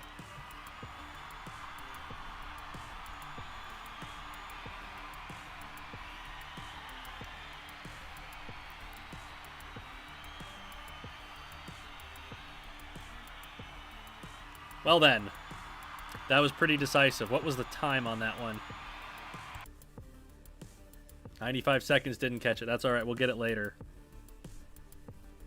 So, that is a decisive win for Sinister Creations. They are now up 8-0. They're not going to get a perfect 12-point match, but they could still go 4-0 today. So, Sinister, Team 17... with Rabid Fox, 4 vertical spinners, and Heavy Metal, team number 6, with Aqua Dementia. So Rabid Fox is not invertible, and it gets flipped over really easily, but it's most effective when it's upside down on top of a wedge, bouncing with its weapon. Aqua Dementia is a good flipper, but it's a side hinge flipper, so I don't know how well it's going to do here.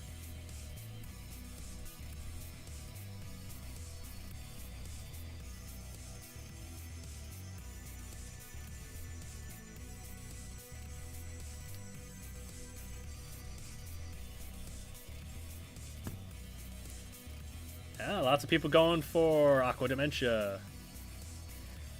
Has the AI never counted out about that lost all of its wheels? If a robot loses all of its wheels, it will eventually be counted out unless the other robot is pushing it around. Or the other robot gets counted out first.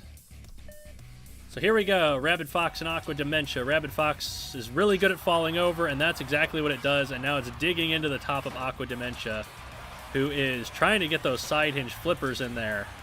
It has done quite a bit of damage to Rabid Fox's chassis. Gonna push Rabid Fox over to the wall. Can it get Rabid Fox over the wall? It's a big robot. Oh, it took the tail off of Rabid Fox. So now Rabid Fox is able to get onto its feet a little bit. That might have been a bad thing for Aqua Dementia, because now it's put Rabid Fox back in this fight.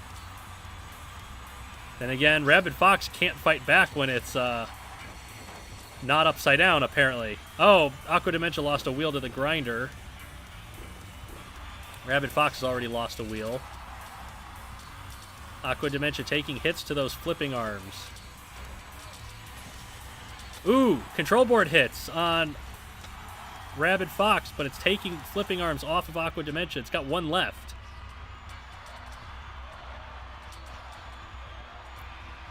So if Aqua Dementia is not careful, it's going to lose its only remaining flipping arm here. It's trying to get into the grinder. It has done it. So Aqua Dementia loses its flipping arms, gets it into the grinder for the KO.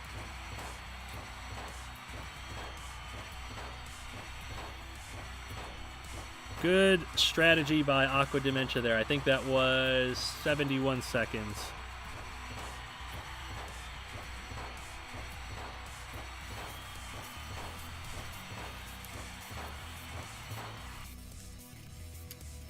Right, so that is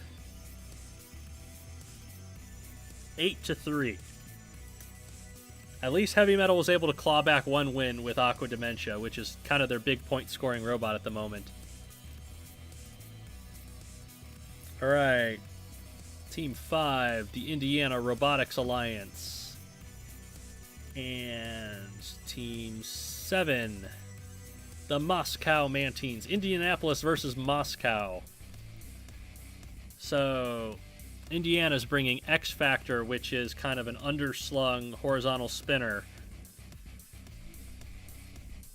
And the Moscow Mantines bring Hailstorm 4, which is a front-hinged flipper. X Factor... I don't remember if X Factor is invertible or not. I think it is.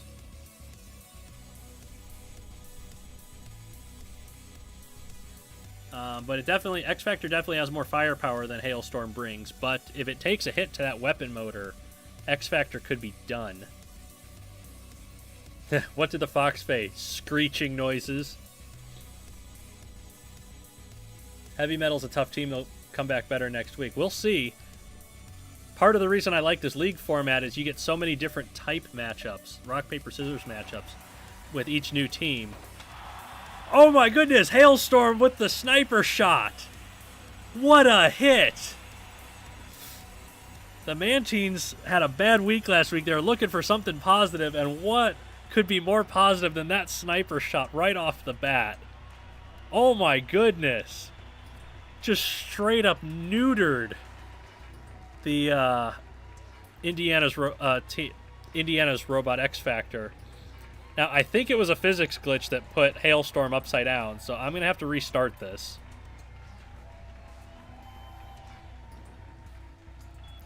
Unless Hailstorm can right itself. Now, I'm going to have to restart it. Creeperface says it was a glitch.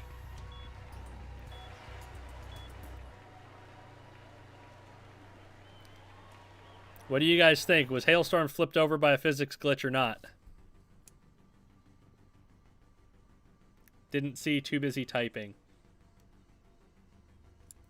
I think it was, because X Factor couldn't have done anything to flip Hailstorm over, so I'm going to restart it.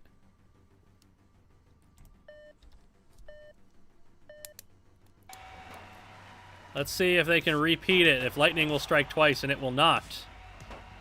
And now X Factor's going to claw at the side of Hailstorm and take a wheel off.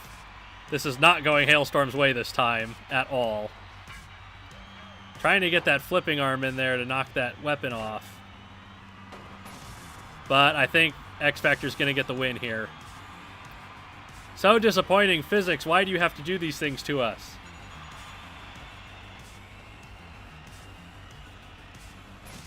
Yep, there it is. 35 seconds.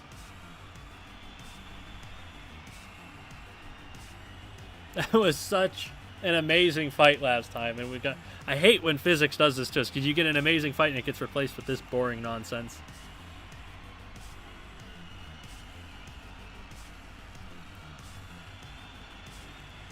Mantine, I literally got scammed. I mean, that's how it goes, man. That's how it goes. The rules are the first fight that has no physics glitches or pins. Fortunately, that's how it goes sometimes. Oh, the game crashed. It was so unhappy with me that it crashed. Physics is such a cruel mistress. Yes, it is.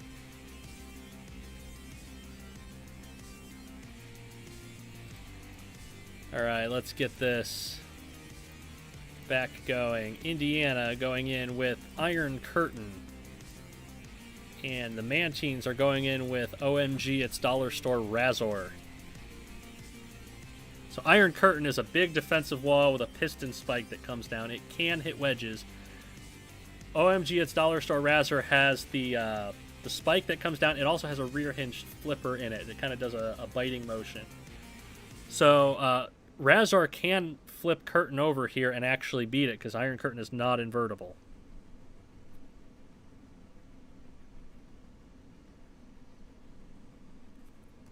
So let's see how this goes. This episode on Fight Court, I know, right? So do we think Iron Curtain or Razor? X Factor didn't get the 3 buzzes it needed. Iron Curtain, Razor, Razor.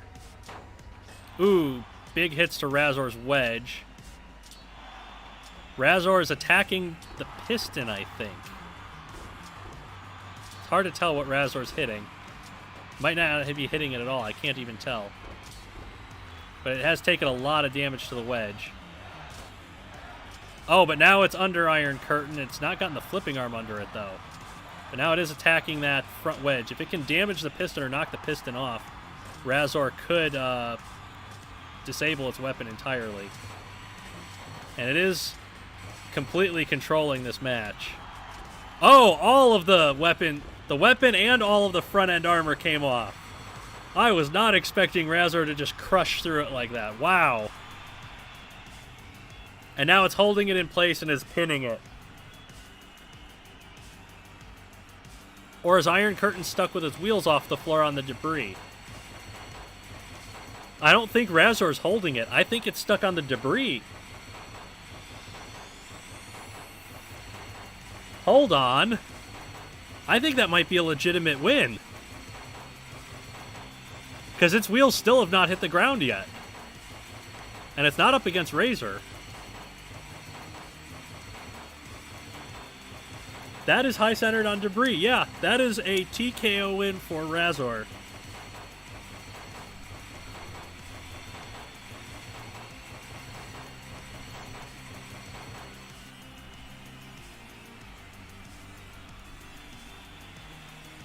Wow. Good job. OMG, it's Dollar Store Razor to hold a robot in place and still somehow it not count as a pin. Where have we seen that one before?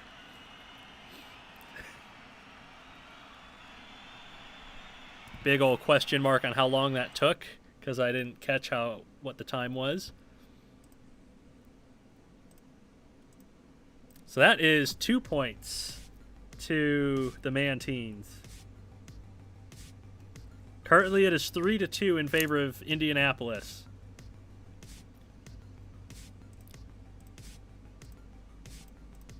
So next it is Second Amendment, a rammer with a slight wedge shape to it, against Tougher Than Nails, which is kind of a hammer side crushy robot.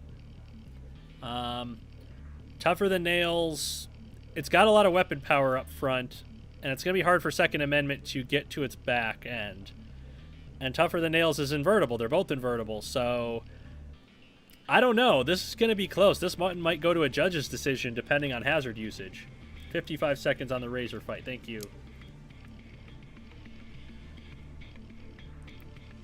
What do you guys think? Second Amendment or Tougher Than Nails? Is the Second Amendment tougher than nails? We're going to find out.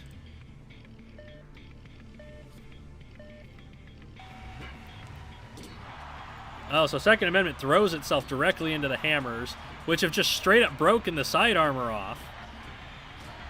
I was not expecting it to damage Second Amendment that quickly, so now the right side wheels are really exposed on Second Amendment. Tougher Than Nails does not open wide enough to really get a good bite on it, but it's resisting... Oh, Second Amendment with a great shot to the wheel there. So it was resisting Second Amendment's attacks pretty well. Oh, and now it's putting it in the grinder. There goes one hammer off. Oh, Tougher Than Nails missed, and it lost both of its wheels. Oh my goodness, slightly poor driving. It missed, and Second Amendment just absolutely took advantage of it. And that's a KO. No, it's not a KO yet. That's a TKO that Second Amendment's going to wait for. Oh, man, 59 seconds.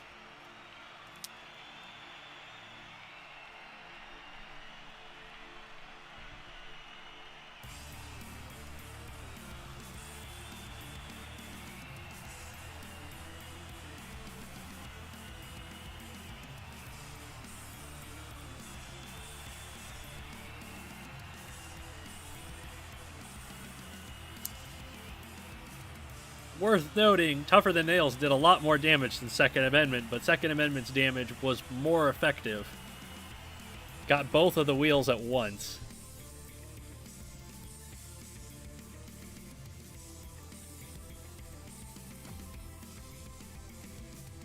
Super heavyweights time. Black Widow, kind of a drill weapon and a bunch of side armor, against Falcon Paunch, which is a sit and spinner with a bunch of fists around it. It's like if Tantrum was a thwack bot.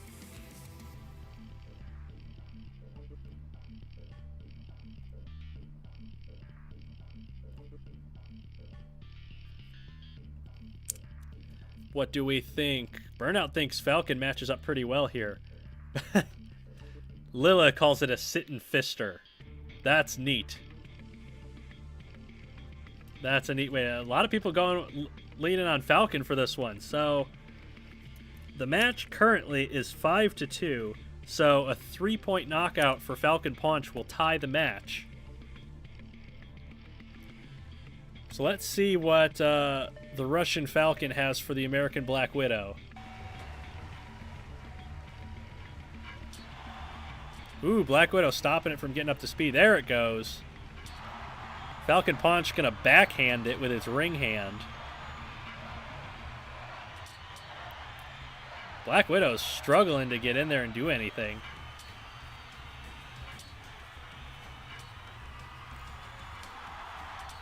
I was about to say nothing's come off yet, but it looks like one of the defensive spikes has come off of Black Widow. Falcon Paunch is just straight up denying Black Widow from doing anything to it. Oh, one of the fists has come off now. So Black Widow is doing damage. It's got it against the grinder and knocked another fist off. Oh, but Black Widow's taking some shots to the chassis now. It's lost that side armor, and Falcon Paunch is just backhanding the crap out of it, although it's lost a lot of these fists now. Oh, man. It hit Black Widow so hard it spun like a 1080 or something. Not 1080. 1280, whatever a double 360 is. 720. I know how numbers work. So Black Widow is weaponless and taking a lot of damage. And Falcon Paunch is just going to KO it. Look at that. 83 seconds, 3-point knockout, and that is a tied match. Moscow and Indianapolis have tied 5 points to 5.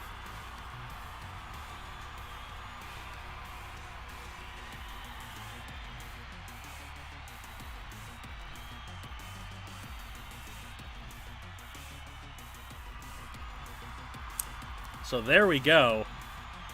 The Mantines are showing that they can compete with the middle of the table, bringing Indianapolis to a draw. Pretty good matchup there. So I think we have 2 more matches left. Next is Team 13, which is the Orlando Commandos from Chulota, Florida. And they are facing Team 9, which is Team Eeveeon from Kyoto, Japan. Another one of our foreign teams. So, Airtime and Kurbnalab.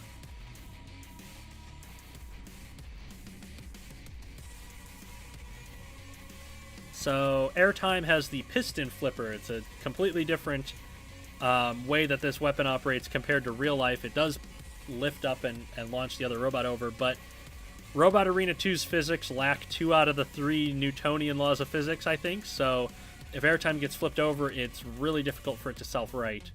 Kurbnalab's a vertical spinner, but it spins downward and crushes the opponent against the wedge. So, what do we have for predictions here between Airtime and Kurbnalab?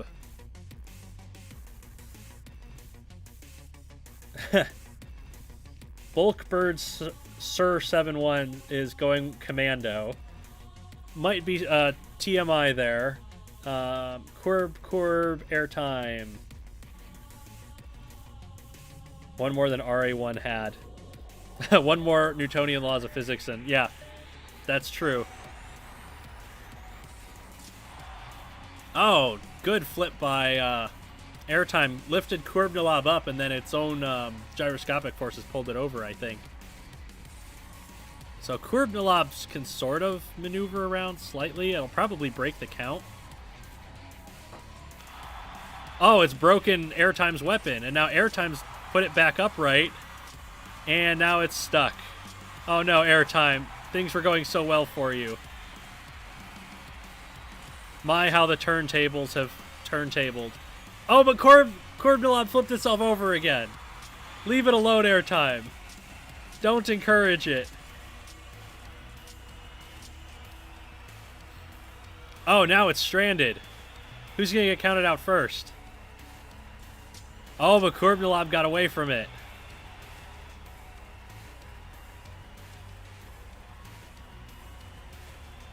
They're both just sitting there staring at each other.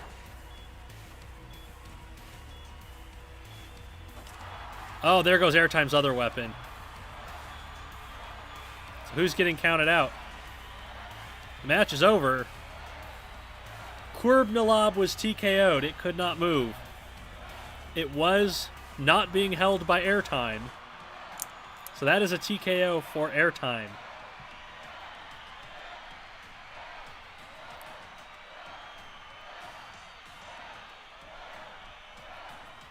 And I didn't catch the time. Burnout says 73 seconds. So there we go. Orlando is able to immobilize Kyoto, because its C team is from Tokyo. Eeveeon is from Kyoto, because they're not at all confusing.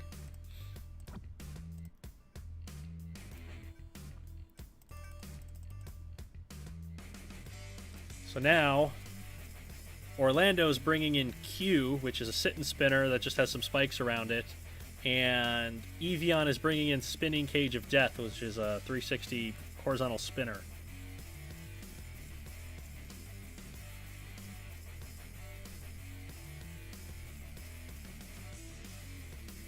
Burnout going with Q. If anybody's curious about the name Q, it's just the word Q with extra silent U's and E's, because the word Q is just the letter Q with a bunch of silent U's and E's after it. You can put an endless number of U's and E's after the letter Q and it'll still be pronounced Q. So here we go. Q and Spinning Cage of Death. Spinning Cage of Death is a rebuilt version of one of my very first Robot Arena 2 robots from like 2003.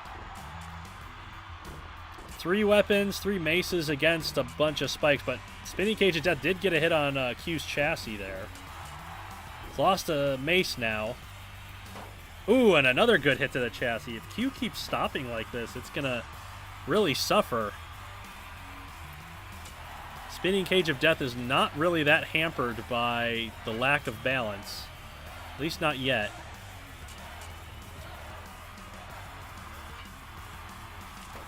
Ooh, another mace has come off. More hits to Q's chassis. Spinning Cage of Death is actually doing pretty well for itself. It still has a few spikes left here. Although it's getting stuck on debris. It's getting stuck on its own debris, I think. Ooh, Q almost knocked it over, but it did get a wheel. So Q managed to sneak through the Spinning Cage of Death to knock a wheel off of it. So now... Ooh, another good hit on... Spinning Cage of Death is getting good hits, but it's against the grinder now. Hold on. Which one is going to come out on top? I think Spinning Cage of Death might lose its last wheel here against the grinder. Oh, it's lost all of its weapon components. So now Spinning Cage of Death doesn't have anything to fight back with. It's just got those defensive spikes on the top, which are to ward off hammers. So this is Q's fight to win, even though Q is on control board hits. And there goes the last wheel.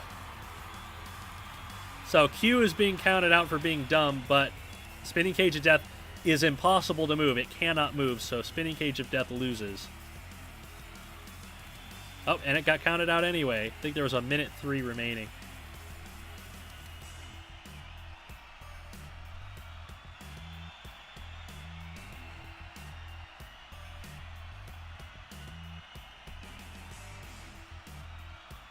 Oh, physics happened again. 117 seconds.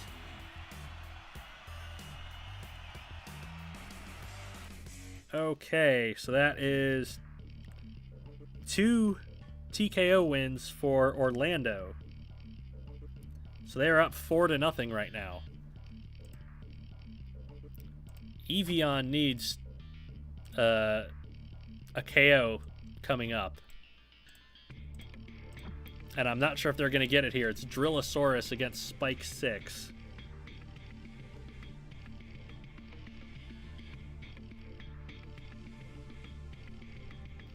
So Drillosaurus has a bunch of these mangling drill weapons on the front. Spike 6 has 2 front hinge flipping arms and some defensive stuff, but it's a chassis wedge. So I think Spike 6 is going to get... mangled here, gonna get drilled up.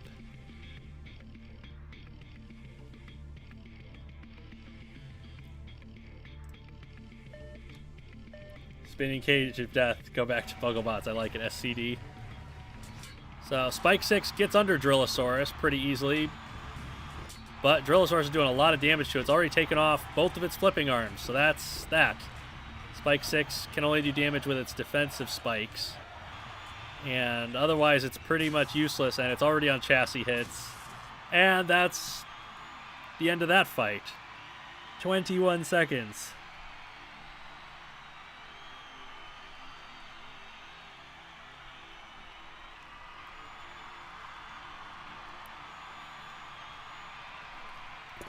Well, that one locked up the match for Orlando. That's 7 points they have to nothing for Eeveeon. Eeveeon's got to hope their super heavyweight comes back here. They got Blood Eagle on their side. Orlando has... Which team number was Orlando? 13? Abrin. So we have 4 overhead spiked hammers against a battering ram. It's going to depend on if Abrin has the reach to get past that battering ram and hit Blood Eagle's chassis, but I think it could do it.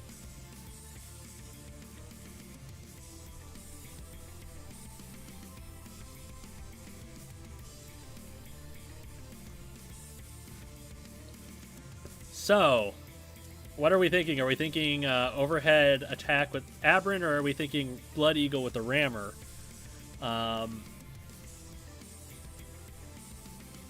Tamabra says Mr. Psycho plus the Robot Rampage League plus a beer is a great way to spend a Saturday night. If you are of age to drink, go for it. That is a great way to spend your Saturday night watching virtual robot sports.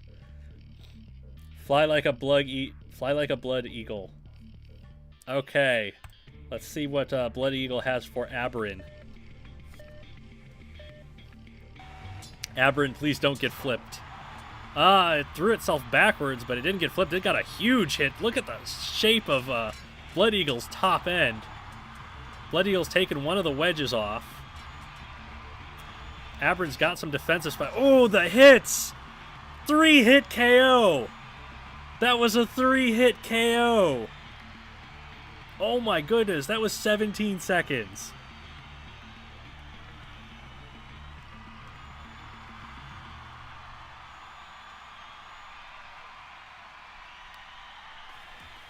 So, Aberrin, it's got some power to it. If it can get it to the top of a robot's chassis, it can do some serious damage. Wow, that was decisive. That's got to be one of the fastest KOs that we've had. Because, like, I know we've had ring-outs in 4 seconds, but a 17-second knockout in 3 hits is really impressive. So that is a 4-0 match win for Orlando. That is 10-0 for points. They won all 4 matches and they got 10 points out of a potential 12. So Orlando really cleaning up here. They're middle of the table, I think. Middle or bottom of the table at the moment, so they really needed a good points haul today. Final matchup is Team 12, Meta Bot Builders out of Green Bay, Wisconsin, and Team 14, which is the Kinetic Creatures, which my notes tell me are from Cleveland, Ohio. This is Wisconsin versus Ohio. Green Bay versus Cleveland. Yeah, I think Green Bay and Cleveland both have football teams. So we have Uglybot, a piston spike, and Steel Dragon, which is vertical saw spinner. It does slow damage over time.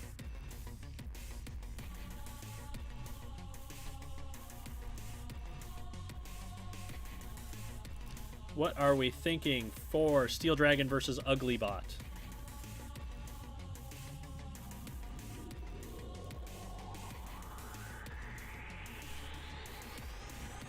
Man, I need to stop belching.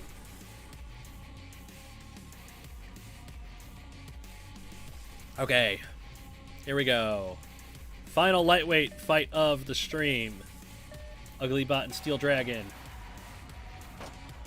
Ooh, Uglybot got a good shot in the side of Steel Dragon there. Steel Dragon's not able to get that wedge under to get those saws into play. Now it's able to. Going right for Uglybot's chassis.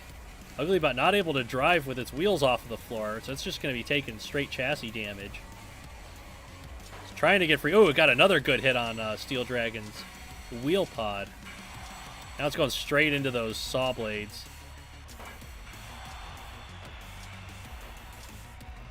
Steel Dragon's taking a lot of hits here. Uglybot is definitely the one that's being the aggressor.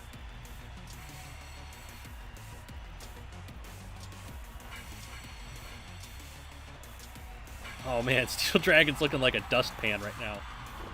Look at the damage it's taken. It's so deformed its chassis is clipping through the floor. No saw blades left. Motor's smoking away.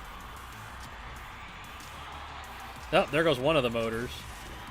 And the other motor.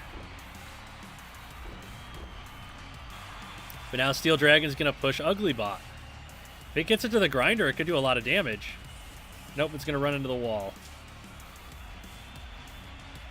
And Uglybot gets a second control board hit and a third. There you go, 86-second win for Uglybot.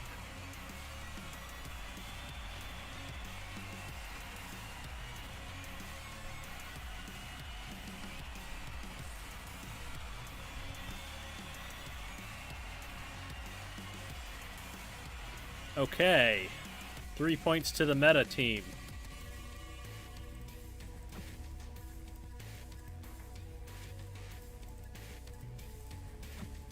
So, middleweights. Did my chat freeze? I think my chat froze.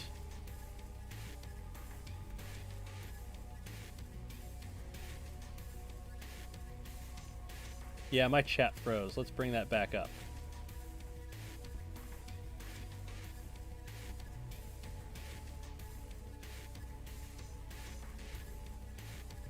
Okay, there it is.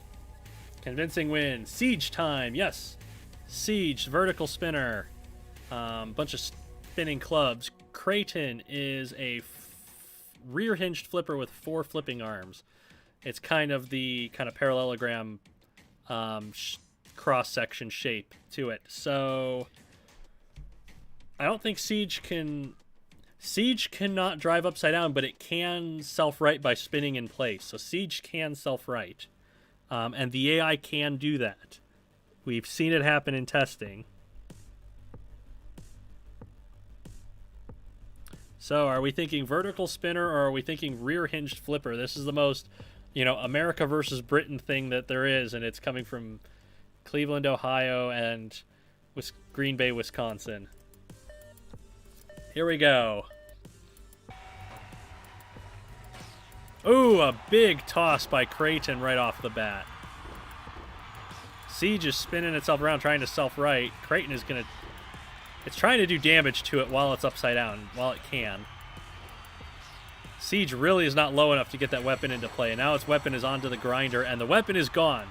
Siege is totally weaponless. Creighton has knocked itself over and struggling to self-right at the moment. You okay, Creighton? There it goes. Oh, look at that toss. Siege has a lot of drive power. Creighton has no time for drive power. Can Creighton get a ring out? I don't remember if Creighton already has a ring out. Oh, it's got a wheel off of Siege. It's got it upside down on the grinder. It's trying to get it out. It's got the power to toss it out. Ooh, control board hit.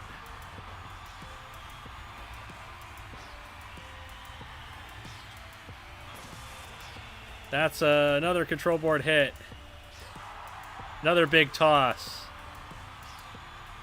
Creighton is just toying with Siege here. This is hilarious.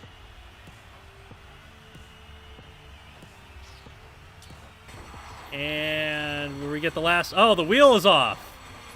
And the final hit at 90 seconds. That's a KO for Creighton.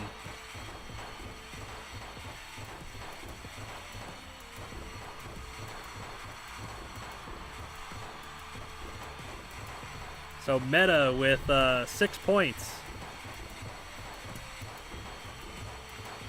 Creighton does have a ring out. Well, it didn't get another one. Oh, we might have our first stream with no ring outs, actually, today. We've got 2 more fights left.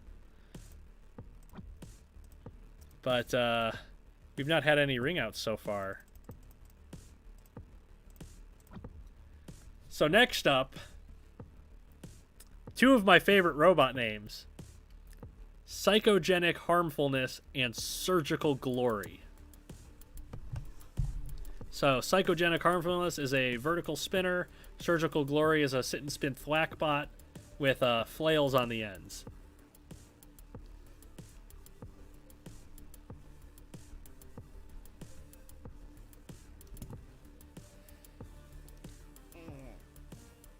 Ugh.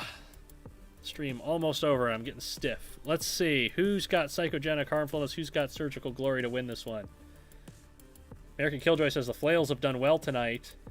Tamabris says Glory for the Surgical. We've got people going for Psychogenic. Surgical Harmfulness. Could be either one. Surgical Glory's got a lot of weapon parts to get through. And Psychogenic Harmfulness, I think those wheels are...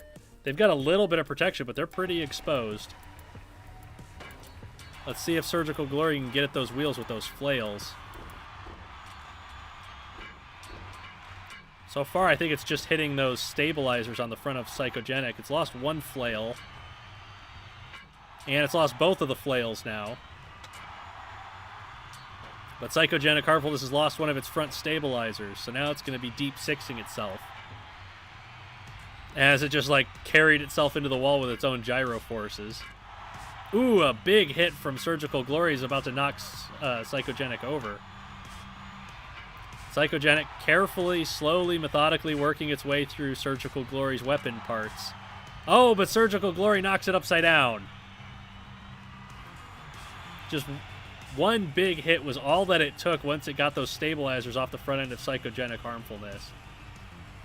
It's trying to claw its way around the arena to stay in the fight, but I think this one's going to end in a TKO. Unless Surgical Glory rights it, which I don't think it's going to happen.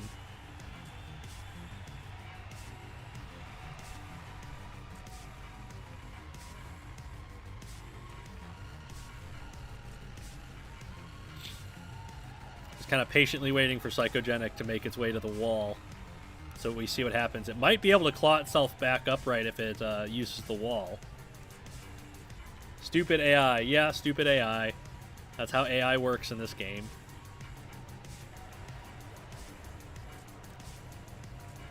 Oh, Psychogenic is going to avoid the grinder, but it is going to get stranded against the wall, it looks like.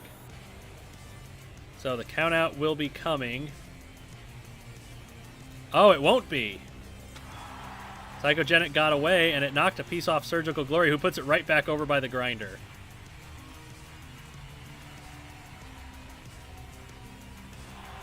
And, yeah, Surgical Glory's trying to keep Psychogenic on the grinder. Look at this. It's spinning the correct direction to knock it back towards the grinder and everything, and keep it in place. And now the count-out's happening for somebody.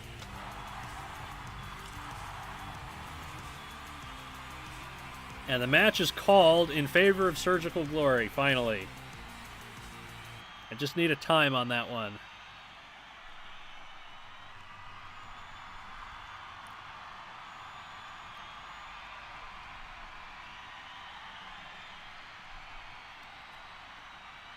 That would have been crazy if it could climb the wall. Man, if it had the torque to climb the wall, that would have been pretty cool to see Psychogenic get back in the fight. But as soon as it lost those stabilizers, Surgical Glory was always going to knock it over, I feel.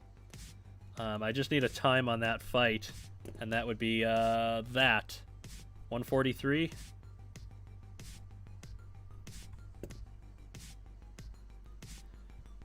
Right, final fight.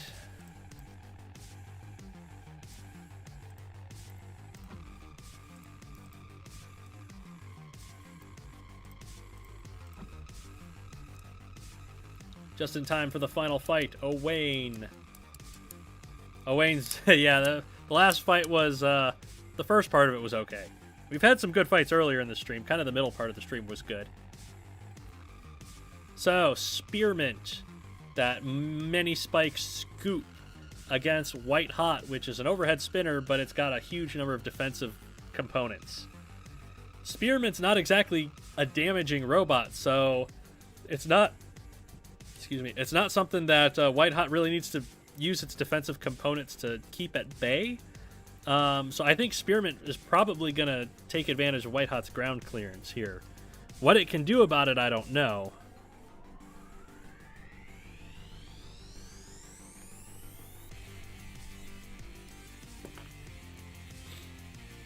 So,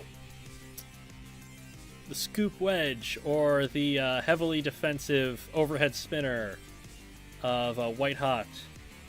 See a couple of people for White Hot, a few for Spearmint. Let's see if Spearmint can get its first win here. I think would be its first win. Ooh, don't knock yourself over. That would be bad. Has gotten under White Hot, and it's got it against the wall. Yeah, Spearmint definitely with the drive advantage here. Ooh, it might be able to flip White Hot over. I don't think White Hot can drive upside down, especially with the spinner in place. Oh, it's doing damage to the chassis of White Hot while it's up there. Oh, now it's pinning it. Don't do that. We gonna have to restart.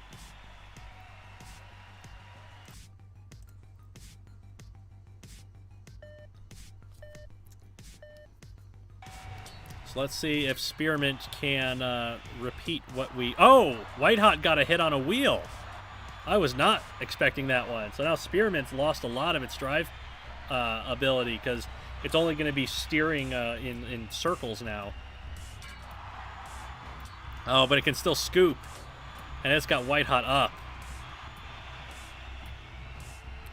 That's got to be really disheartening for a robot to just be staring at the ceiling while your opponent is just pressing you against the wall. It's kind of working it towards the grinder. If this does not end in a pin, I think Spearmint's probably got a big advantage here for this fight because White Hot really can't do anything about this. It does have wheel protection.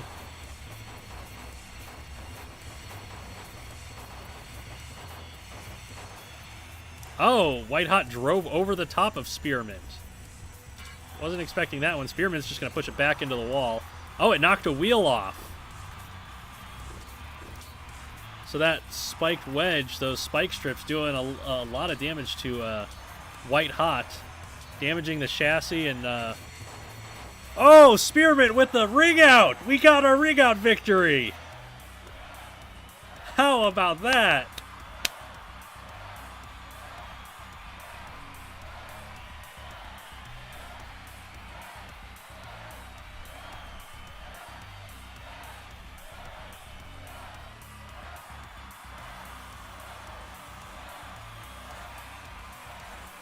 Okay, so that was cool. Spearmint controlling the fight, doing a lot of damage to White Hot's underbelly, but tossing it out of the ring with that big scoop is cool. I like seeing that. So there we go. Spearmint with a ring out. And that completes an 8-2 win for the meta team. Apparently, scoop rammers are meta now. You've heard it here first, folks. Okay. So that is the last of the fights. And the last... I think we've only got a couple of judges' decisions here. I think only 2 judges' decisions that we have to worry about. So those will be revealed next week's stream. At the start of the stream, we'll talk about the judges' decisions and the results from that. Otherwise, we know Stormlab beat the Kestrels. We know Meta beat Kinetic. Orlando had a 4 fight to nothing win against Eeveeon. Has the biggest point total with 10 points. Sinister Creations beat Heavy Metal Robotics, which I was repping, so I'm kind of sad about that one. We did have some good come from behind wins. Valley View Robotics Club beat the Robot Rebels 6-5 with a last minute KO. That was a really cool matchup. The Mantines tied the Indiana Robotics Alliance 5-5. So we did have a tie. Yeah, it'll be cool to see how things go after this week. So before we wrap up, I do want to plug a few things. The Discord server, we have a discussion channel. We have a couple discussion channels for the league in the Discord server. You can discuss the league, and there's a channel that you can show off your robots that you're building for next season. There's also a Robot Rampage Twitter account at Robot Rampage. We're going to have stats and schedules and all kinds of stuff is going to be posted to the Twitter account. Any updates about the league is there. American Killjoy is our official statistician, however that word is pronounced. He is coming up with power rankings for all of the teams and robots, and those are going to be posted in the Discord server. So if you're not in the Discord server, you're definitely going to want to, because we're going to have those stats there. I think that is that's about it for the stream. So check out the Discord server. The invite is in the description. The Twitter account is linked in the description. Thank you, everybody, for tuning in. I love the chat. I love seeing the predictions. I love being here with you guys. This is great. And I will leave you guys with the schedule for next week, week number 4, as I sign out here.